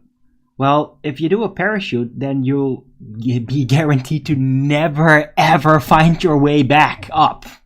You do realize that, right? See me, traveler? You would never find your... If you're just gonna parachute into the abyss, you know you will never be able to find your way back ever. It's not gonna happen, right? So that's why you would have to have like a gigantic cable lift. That was the point. So you could go down slowly, and then as you discover like, whoa, it's a new realm, whoa, it's new celestials, then you could like go wheeling it back up and tell everybody about it and show the footage that you took with your camera as you went there, right? But if you're just gonna jump, yeah, good luck. Bye other realm. You'll never be seen again now, unless you go through another hole and eventually end up in the same place. But yeah, how many realms would you have to go through the bottom? I mean, I'm suggesting it's 3. But what if it's like 60? Yeah? You'd need like 100 generations just to get back to the original plane, and by that time nobody will even remember that it existed, right? It's like, yeah, you drop into the abyss with a freaking parachute. Even if you'd survive that, there's no way you will ever find your way back, ever. There just is no way, unless the other people that are still not jumping down there are going to then afterward install that mega lift system, and then they might come down and you might bump back into them if you survived it. Whatever's down there. Right?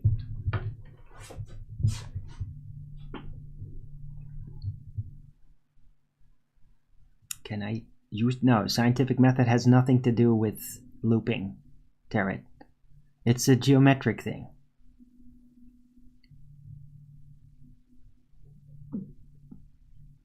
Right? You can't use the scientific method to prove things about space. About space. You can just establish what is, but you can't prove the cause of it. You see? Like, you can't very manipulate the looping effect in order to prove that it is looping. Like, that, it's not scientific. It never will be. But you can definitely establish whether there is a loop happening or not. Right? Just like, oh, proving that the ground you're standing on is curved like a ball. Yeah, that's not scientific. You can never use the scientific method to prove that. But you can still establish whether that is the case or not based on logic and geometry. It's not scientific. And neither is looping.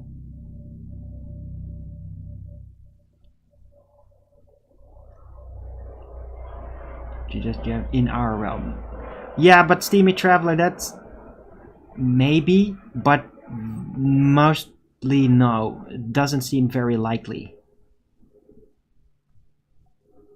that we literally end up in our realm like that.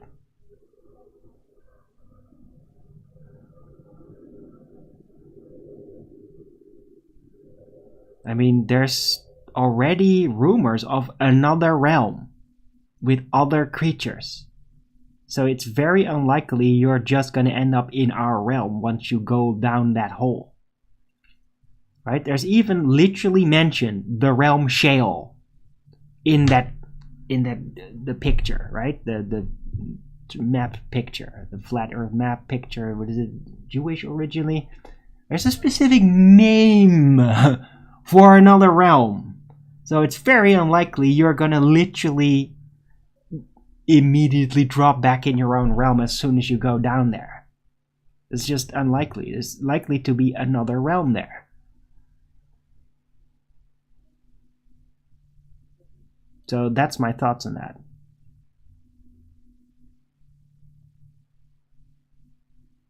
But who knows, man? I mean, you never really know. It might just be looping straight back to our top. Could be, right?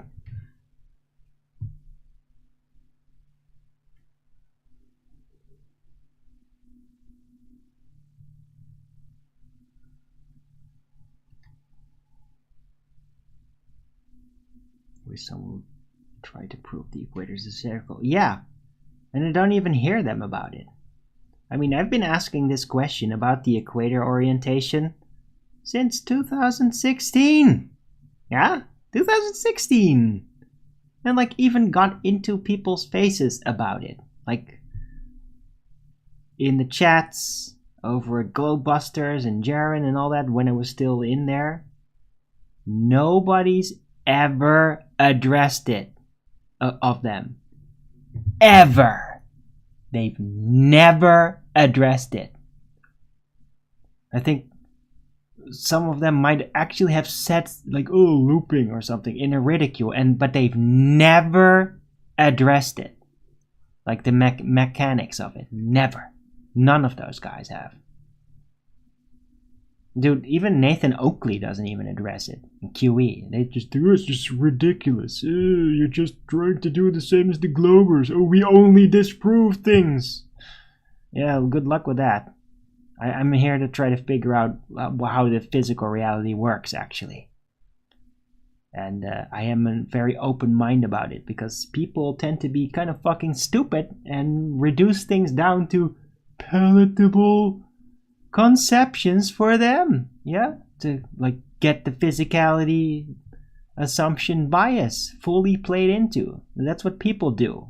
They're retarded like that. I have circumvented physicality assumption bias in many ways, and so I feel I'm much more capable of getting a dynamic view of the options of what the realm could be, instead of just having the standard same shit that everybody tends to think. Because they all have physicality assumption bias and they don't even realize what that is. Right? The physicality assumption bias is what led us to heliocentrism. Yeah? Assuming lights that you see are physical objects. Physicality assumption bias. It's what started all this, right? The entire globe religion is based upon the analyzed flaws of our thinking, of the human thinking. It's designed to play into all the natural flaws that come up, so that you feel, oh yeah, I've thought of that, so it must be logical. No, it just knows the type of dwellings that people have. The people that thought it up were really infernally genius. They made it in a way so that people's own weaknesses would keep it in place. That's how it's designed. That's why everything about it is wrong. It's all based on the misassumptions that people will naturally get.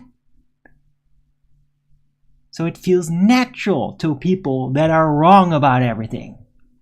That's the whole mechanism of it. That's why people get so entangled by it and don't let go.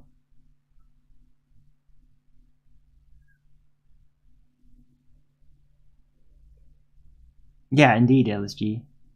That's good. But I always ask that, right? It's like, oh, I'm not just going to talk about the subject. It's like somebody who has to really want to know about it, and I gotta feel it, and then I'll roll it out. Just like that. Just like I did today.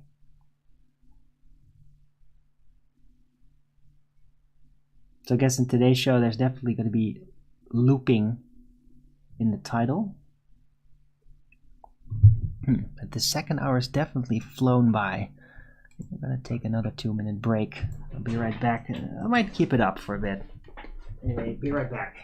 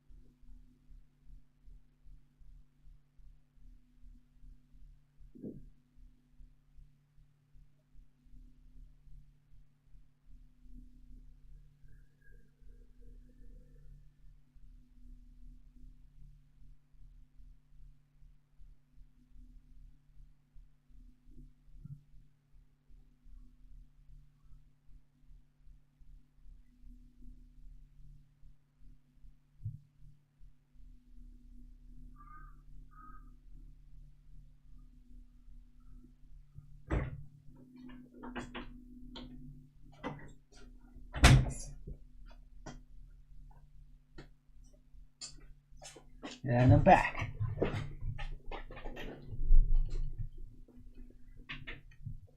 You know how to tell if a joke is a dad joke. It's apparent. That is a dad joke.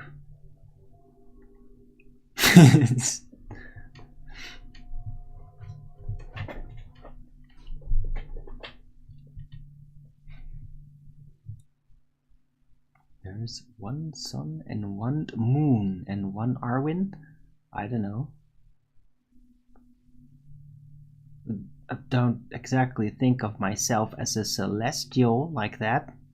Besides, is there one? Or just appears to be one? Is there any, right?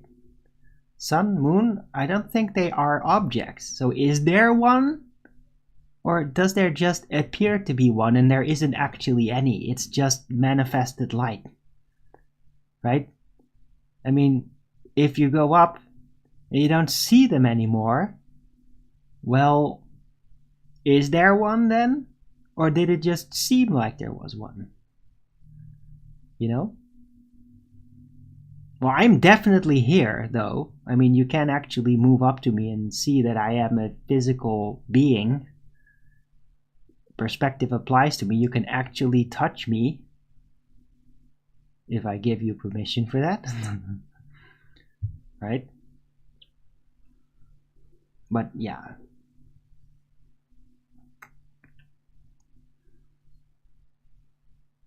Yeah. I mean, is there really one sun or one moon? Or is it just something that just manifests? It's just this holographic clock that just manifests with the energy of the sun and everything that it leaves behind in the realm. Like, are they objects? Is there just one of them? Or is there none of them and they're just a manifestation, right? I mean, what if you drop down into another realm? Or you move north and south to another realm segment, horizontally? I have always thought like there's like this tenacious certainty with me, at least. It's intuitive, but it's a tenacious certainty that wherever we're going to go to some other realm segment, however that is, whether it's down or north or south or something, there's going to be celestials there too. Because I think that celestials are in every realm segment. It's just a thing that manifests there in that way. Right? So that even if you go like at the dead reckoning South Pole, anti-equator line, right? Anti-equator line. It's like, oh, you don't see the sun anymore. And then you go a bit further south and then suddenly it's like, oh, there's a whole new sun. Is this another sun? Or is it just the same type of manifestation in another part of the oscillation of its manifestation? Like this is just where it starts manifesting again at that, what is it? Altitude or latitude, whatever, you know what I mean, north south. So right, but I mean, look, if the realm is looping, then the celestials will like they could never be objects. It wouldn't make sense if they were, when there's a loop going on spatially, right? The other way around is kind of similar. In the holographic celestials and the realm loop are kind of like inevitable together. That's why I have been promoting it so much without actually having tangible evidence for it. Because I am quite damn certain I'm really onto something. Like actually really onto something. That's not like, oh, spooky mystical, but like actually really that. Not just some internal spirit mechanic squirting process. It's like, no, this is very likely what it is. Right? And otherwise, hey, shove it in my face, man. Just prove it. Prove me wrong. Prove it isn't looping. Prove that you can touch the celestials, that they're physical. Prove it to me. Yeah, I've been asking it. Prove it to me. Prove me wrong. Touch those celestials. Go land on that moon. See the approach of it. You physically move towards the moon, and then you see the moon growing larger and larger, and you see more detail as you're getting closer, and suddenly you're like, whoa, it really does look like a physical object now. Oh, I'm approaching it. I can see the craters getting bigger, and oh, look, I can see like physical geometry in it now more, and I'm landing on it. Yeah, that's cool, man. Why don't you show that sequence from beginning to end?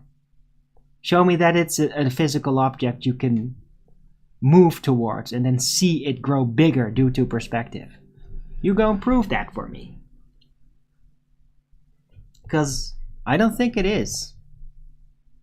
And I just call it holographic really because that's the only way I can like kind of attempt to classify an alternative. Yeah? It's the closest thing I can... the closest word I can find to attempt to describe what I think it would be alternatively to the physicality assumption-based idea of a physical object. FED on Sunday. Where are you getting that from? Oh, there's no FED on Sunday.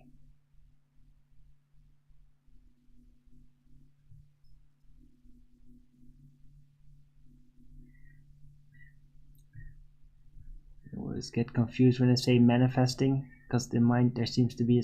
Yeah, but it doesn't say that there isn't a source, Steamy Traveler. It's just not an object that is radiating light like a lamp. Yeah? There's definitely energy happening, so that energy has to come from somewhere. But the way it visually represents itself, it's non-local. That's why I call it a non-local hologram. It just manifests. It's there, it arrives. It's just not coming from a specific position, like a lamp. That's the difference. It just manifests, and it's very confusing, yeah. It's still confusing to me, even now, but I can explain why I think that.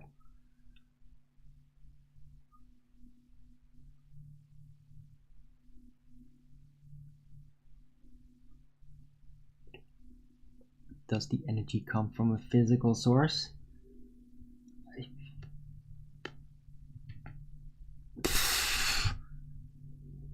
I don't know. Probably. I mean, it's Terra. It's all in here. So wherever the celestial lights are, where they are getting the energy from, I am going to kind of naturally assume that that is from the realm. It's from within the realm. There's no logical reason to assume that anything else exists outside of the available volume of the realm to inject anything into the realm. So whatever exists physically and manifests palpably, even visually, should all be contained within the available volume of the realm. Somehow. So, but I don't think it's like this secret power core source at some place in the earth or something that's doing that. I mean, the energy might simply just be everywhere within available space for matter to exist in. That it's just there, and it is just tapped into naturally in a way so that the celestials manifest.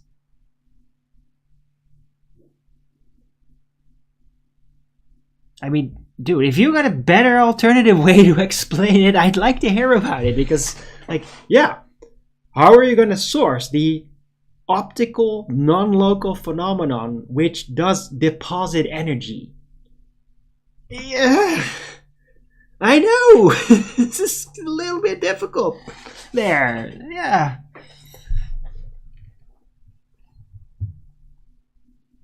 You should write sci-fi. This is entertaining. Okay. Well, no, not really. I mean, yeah, you could apply it to sci-fi, but I mean... And then what?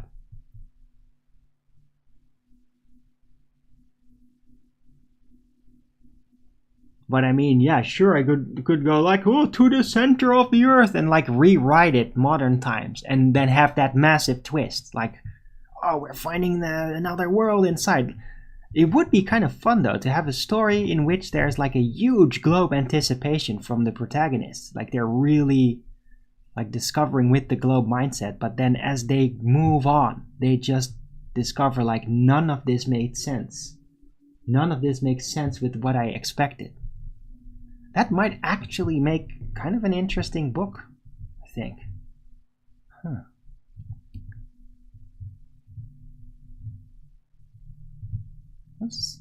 There would be actually a halfway decent concept. I might keep that in mind, but like setting. But as a concept, yeah, that would work. That would actually work. That's a good idea. Is a loop like an orbit? No. A loop is like a wormhole. Yeah, in your heliocentric bullshit conceptions, you should compare it to a wormhole. Yeah, so looping space, the looping available volume for matter to exist in, could be compared to a closed looping wormhole that we're stuck in for all eternity. Yeah, that's the closest you could find out there that would compare to it.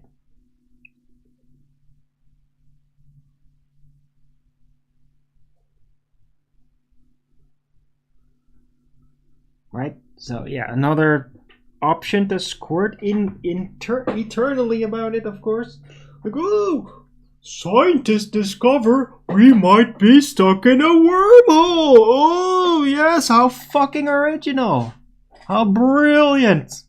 Because it doesn't mean anything to anybody, right? When you say that, it just sounds like science fiction mumbo jumbo. But you might have just stolen the idea from Arwen and turned it into a globe nonsense story. All about solipsism, about nothing is real. Of course they would do that. I mean, why would you want to get real when you're actually discovering real things that are not so easy to comprehend? Why would you want to know that when you could just listen to some bullshit heliocentric story about science fiction that will never be proven and can never exist? Right? It's much more pleasant and actually face really knowing what is real, right? Because when you really know what is real, well then, yeah, if you don't like that reality, oh yeah, then you're gonna end up being a liar afterward, right? So why would you want to find out what is real when you can just listen out people that eloquently make up complete horse shit that you can never confirm? Right? Much more pleasant, not so confrontational that way. I know how people work. Yeah? Why do you think there's so many bullshitters out there online? It's because there's a market for it. People need their bullshit. Otherwise, things get too real. And then they start to feel sensations that they don't really like. Yeah. So they need their bullshit. They panic without bullshit stories.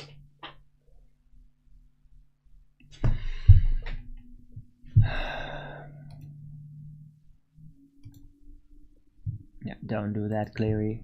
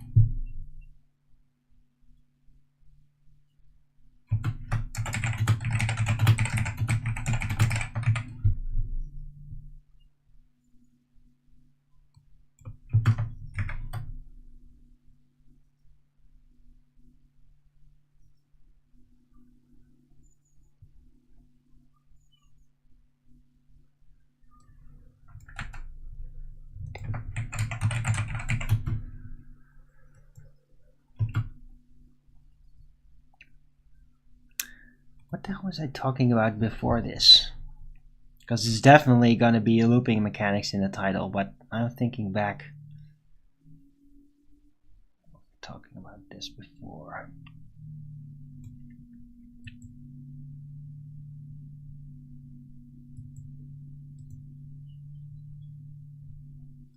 It's a lot of complaining, I think. Oh yeah. He wanted me to have more videos. With specific explanation cutouts. Right, and then I eventually just kicked him out.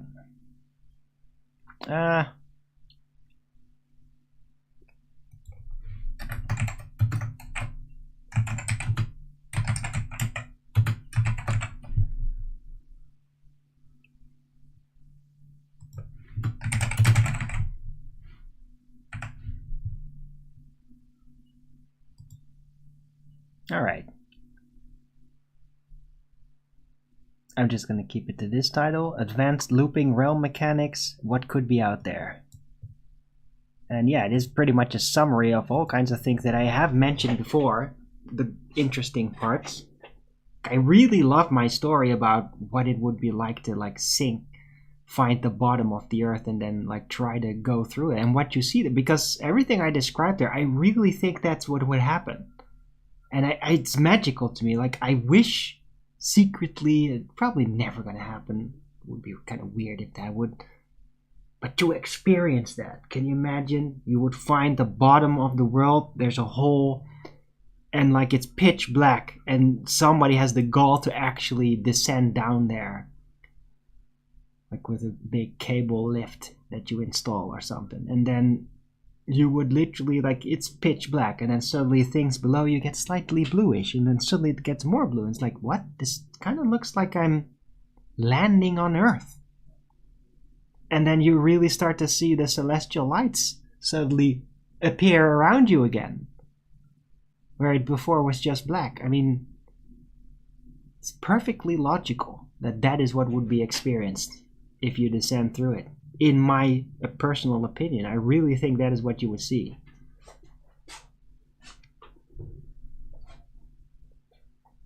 What could be out and down there? Yeah, but I didn't just talk about... Yeah, I guess I did emphasize a bit. But I mean, I've already expanded on looping mechanics concerning, well, the horizontal, right? How the loop might open up and literally add more land to the realm that has always been there. Basically, it just was not connected. So it's not just down there.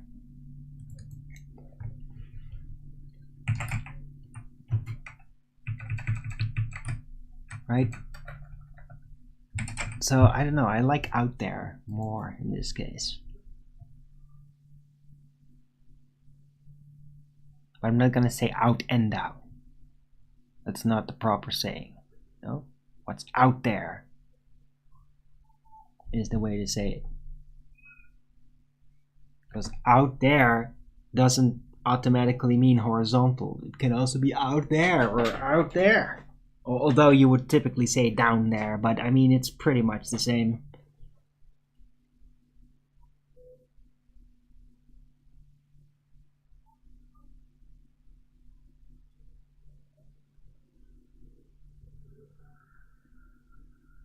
Radio signals propagate through loops. What are you talking about?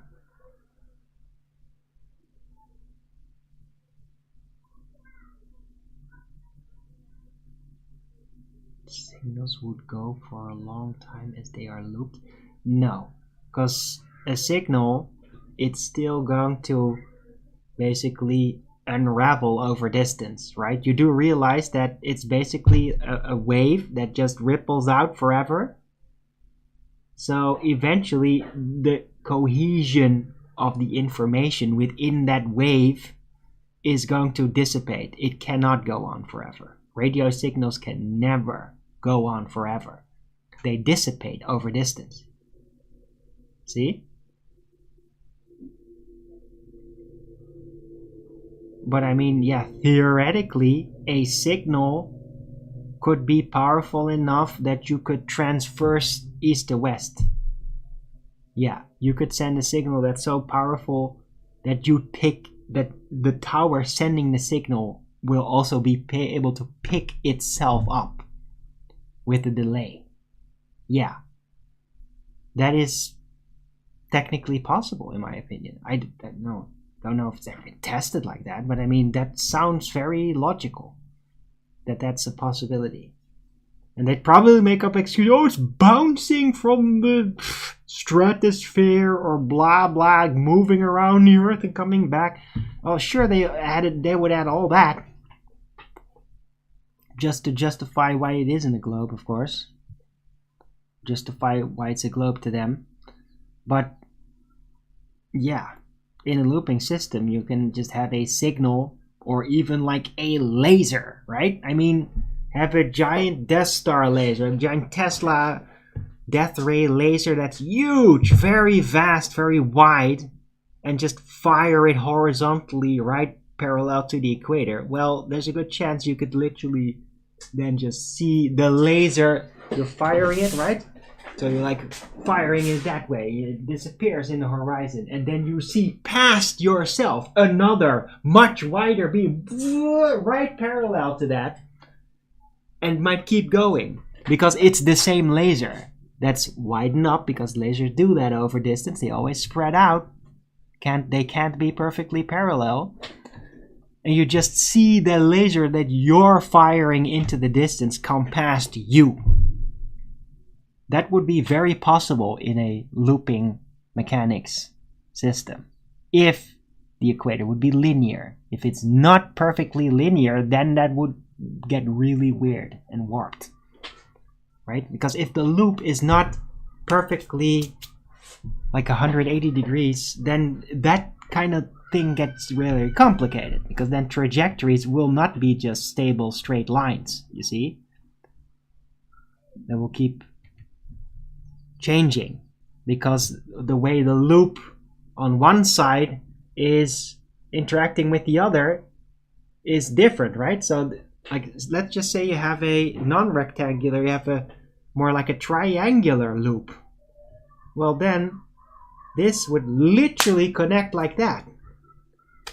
But then if you go in a straight line on one segment, then it comes out on the other side not straight in the same way, but its angle changed, almost like a prism, right? Like light going through a prism, the angle would change every time it goes through the loop. So there would be all kinds of instabilities like that if the realm would be looping in a non-dead reckoning straight way like that. Not exactly perfectly rectangular, right? If it gets even slightly curved, yeah, then you get weird complications with passing by that loop all the time, right? I don't know if you guys could still follow it at this point. It's getting a bit complicated.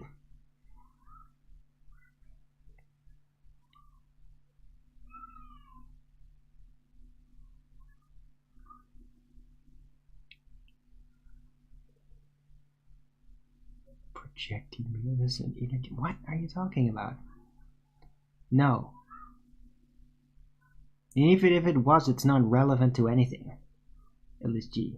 Yeah?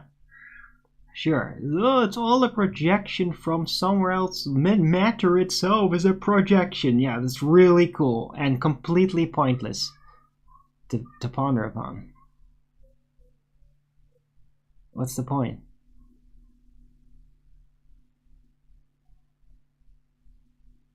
I don't know how looping plays into that though. What about looping is fractal? Like, looping is just spatial interconnection. And see what it directly has to do with fractal nature. So I don't really get it what you're saying, LSG. Could you elaborate?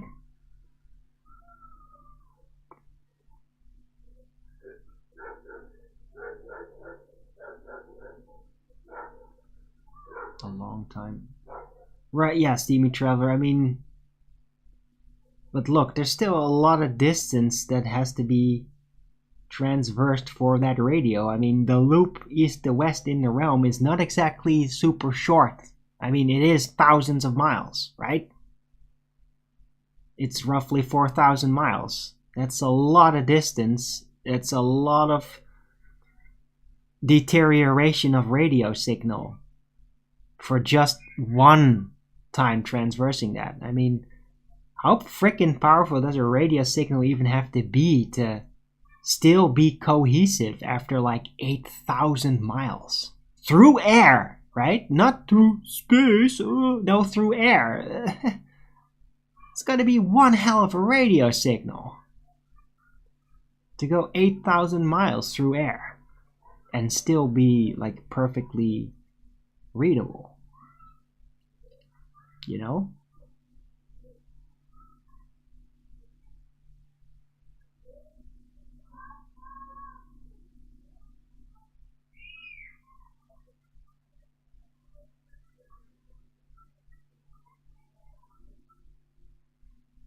Matter is energy. No, it isn't. Stop reifying. Matter is not energy. Matter is matter. Energy is energy. It's not the same. That's called a hippy-dippy unification bullshit concept. Clary, don't go there. What is the container in a looping system? The available volume for material to exist in. It's the volume that matter can exist in that is the container. Right? Because if there's simply no more space beyond a certain point for material to exist in, well, that would be functionally like a perfectly impenetrable barrier, because there literally is nothing else there.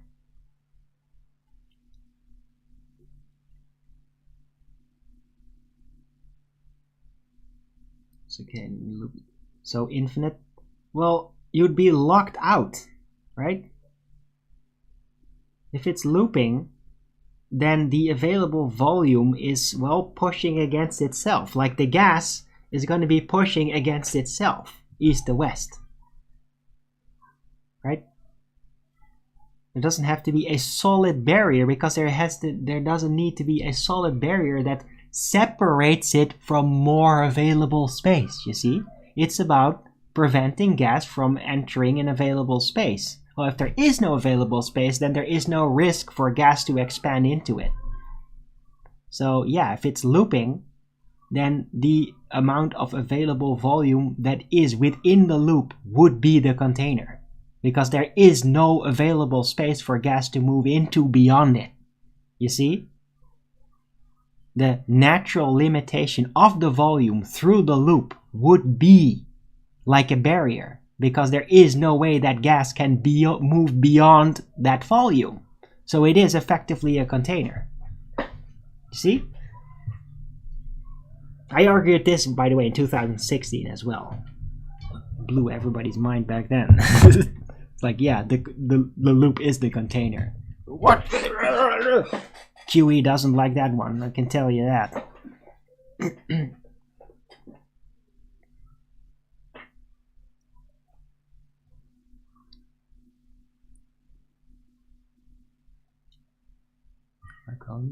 Signal across the Atlantic. Yeah, I know that. I mean, you can still pick up the signal, but it's gonna degrade over like 4,000 miles. And over 8,000 miles, you'd be lucky to have anything that you're gonna pick up. Right? Unless you super power it like crazy. You like put like you put a harp level energy behind the signal like that. Yeah, then you'd probably be able to surpass multiple loops. But eventually it will degrade. Because when you send signals over distance through matter, including gas, it degrades. Yeah, it breaks up. It's a wave. It will basically disperse, get thinner and thinner, and distorted by the material it moves through as well.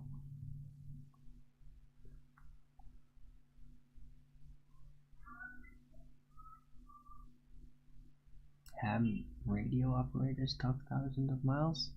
Alright. Fair enough.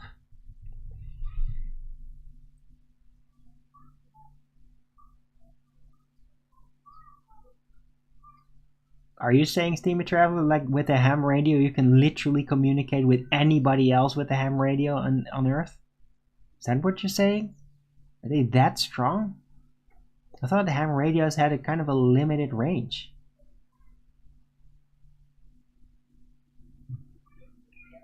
What speed do radio signals travel? I don't know. Look it up on Google.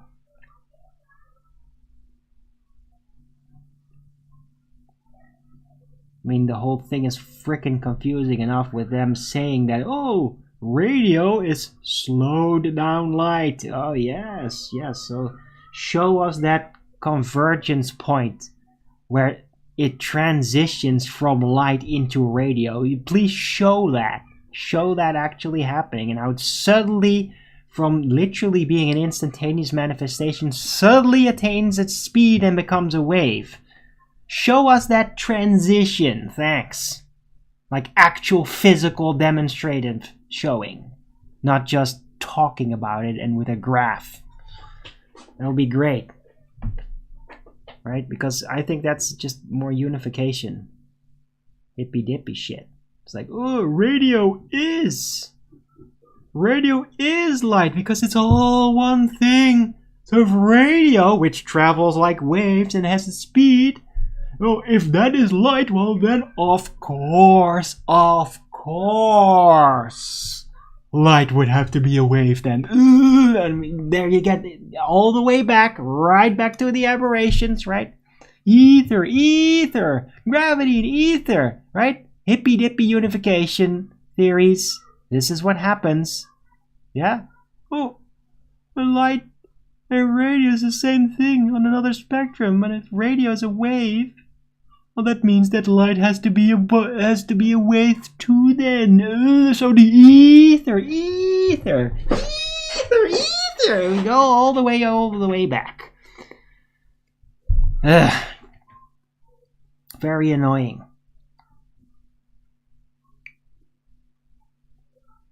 Radio and light travel about the same speed? Do they?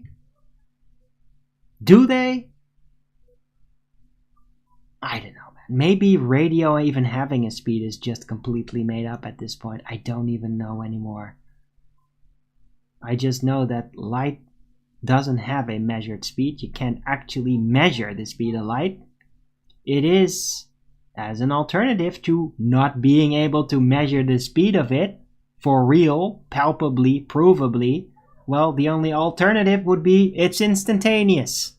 Yeah? Oh, I can't prove your claim, Arwin. Proof that it is instantaneous. I'm sorry. I'm not really making a claim. It's just an inferred conclusion. Yeah? No speed measured over 100 years with everything that exists? Oh, yeah. Okay, well, what is the only logical alternative to not having a speed besides non-existence? Well, it would have to be instantaneous. So, there you go. Logically inferred, not a claim. Like, I don't know any alternative, right? I mean, it's the same thing as like, oh, holographic, non-local hologram. Oh, yes. Prove it, Arwin. Prove they're holograms. I'm sorry. I just don't know how to designate something in another way when there's obviously no proof of physical tangibility. Yeah? So, yeah. Not a claim. It's logically inferred. I don't know how else to describe something that does not have proof for a physical location and size. You know? Same issue. I always end up with these same issues like that.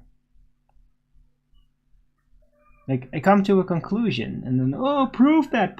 Yeah, but I'm just trying to describe something. It's hard enough just trying to describe it.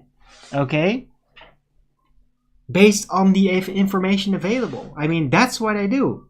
Take the information available, get really real with it, and then draw a logical conclusion with the available information. That's what I do. That's what I like to do. Anyway, this show has been going for a while now. 2.5 hours.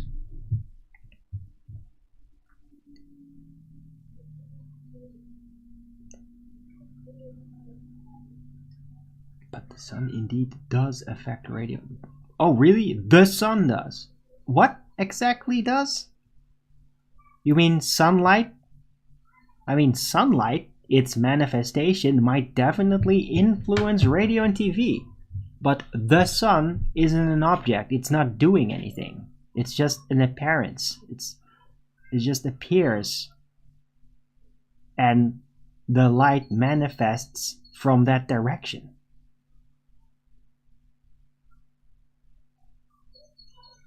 What's the difference between shortwave and medium wave? Frequency, I guess. Interval.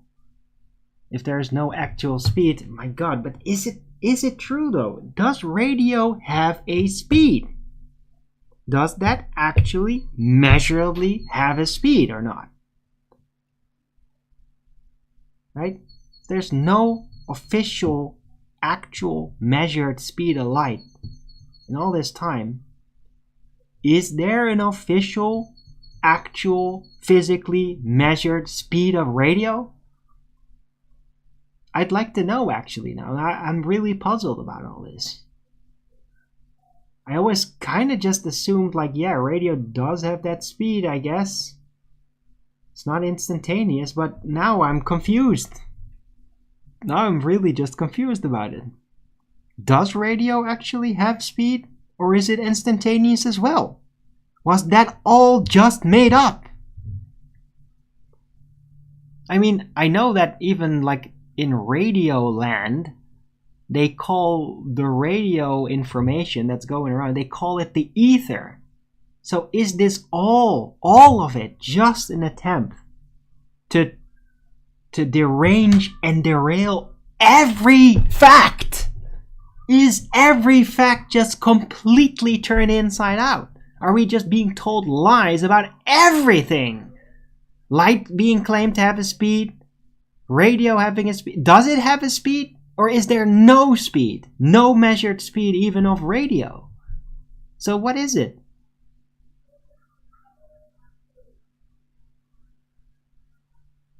I'm not sure anymore. I might need to start asking. What is the proof of a measured speed of radio signals? Maybe you guys could do some digging around. This is just literally just occurred to me. Like I've always just freaking took it for granted. I don't even know why the fuck I still take things for granted universally like that. Like, yeah, radio is different. Radio does travel. Like, yeah, but how do we even know it does? How do we know that radio signals actually travel and aren't just like light, just instantaneous?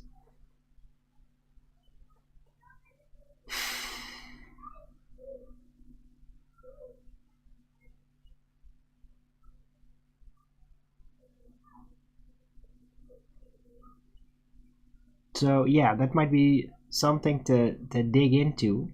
I would certainly appreciate it if you guys did some digging online into like, yeah, what is the speed of a radio signal? Is there a measured speed? Has it been physically measured, not freaking inferred, as they always love to do based on the hippy-dippy bullshit unification theory, right? Which, by the way, the hippy-dippy bullshit unification theory of light and radio and electricity, it's all one spectrum. Yeah, that is all ether-based. Yeah? Ether is like the pinnacle. It's like the star on the Christmas tree of hippy-dippy unification bullshit theories. Ether is like the star on that Christmas tree. Right? Do you guys see that?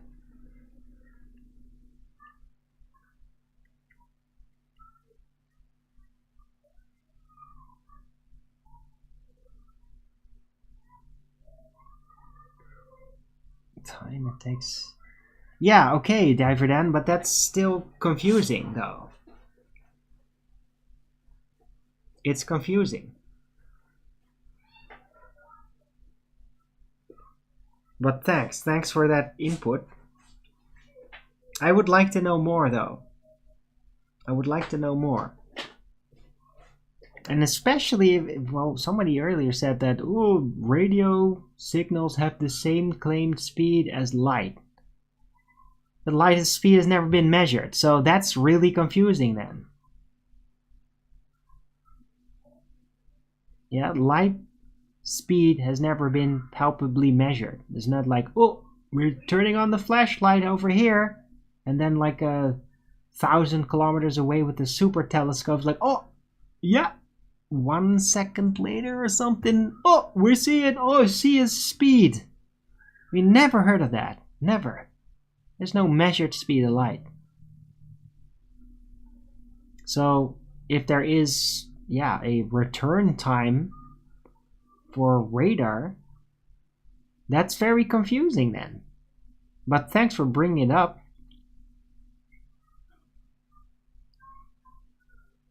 Right, but I'm not going to make that an entire subject for the rest of the show because we've already passed the 2 hour 30 minutes mark. So I am going to round it out. Anyway, I hope you guys enjoyed the show. Second half was definitely very stimulating. First part was maybe a bit tiresome and trollish though. But it did stop at least. At least they stopped yapping, didn't they? Right.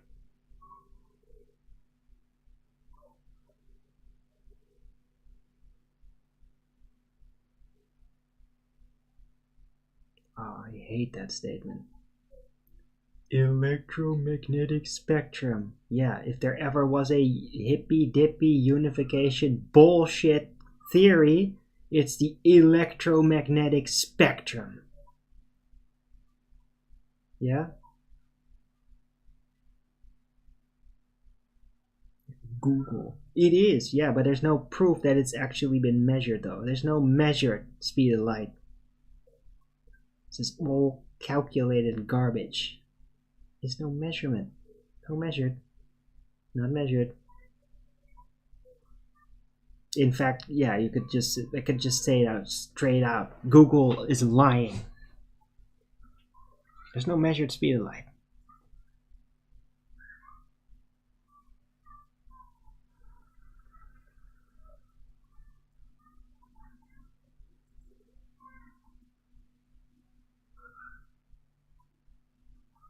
Some great explorations. Okay.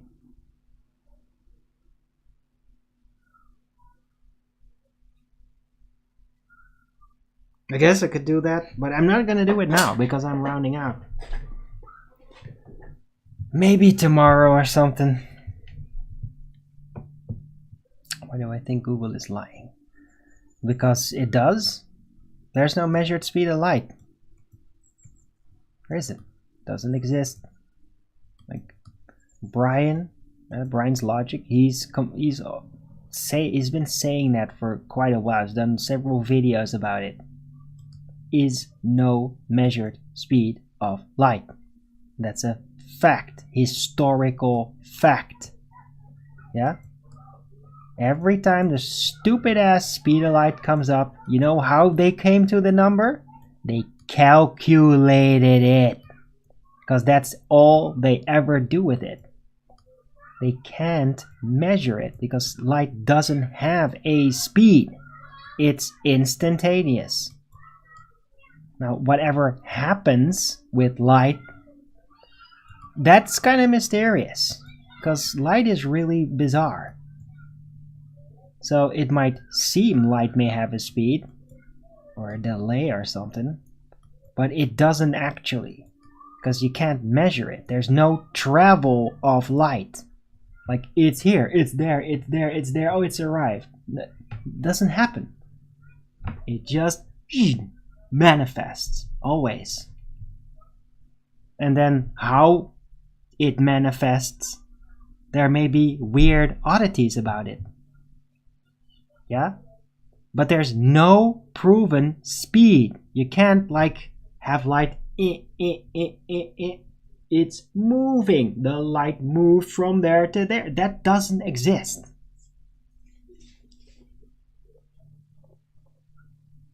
Yeah, that's shit. It's total horse shit. Seen it? I don't believe it. First off, I just don't believe it. I don't think that that's really something.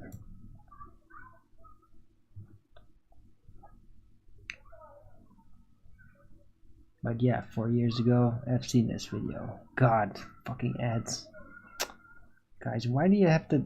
Why are you bringing up all this shit right now? I'm trying to round out the show, damn it. Tired.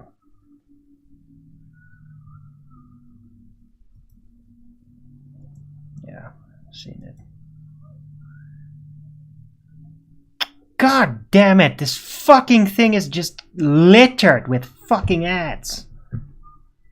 Literally watch 2 seconds of it and 30 seconds of ads. It just won't stop. I click away to another part, immediately another ad. What a horrific video.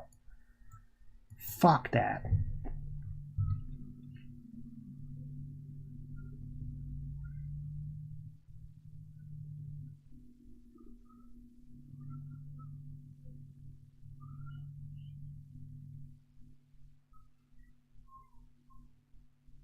You can measure it. No, you can't. It doesn't have a measured speed. It's not they claim because of something you can't. They literally can't. You can't measure it. There's no measured speed of light. It's nothing to do with relativity or whatever.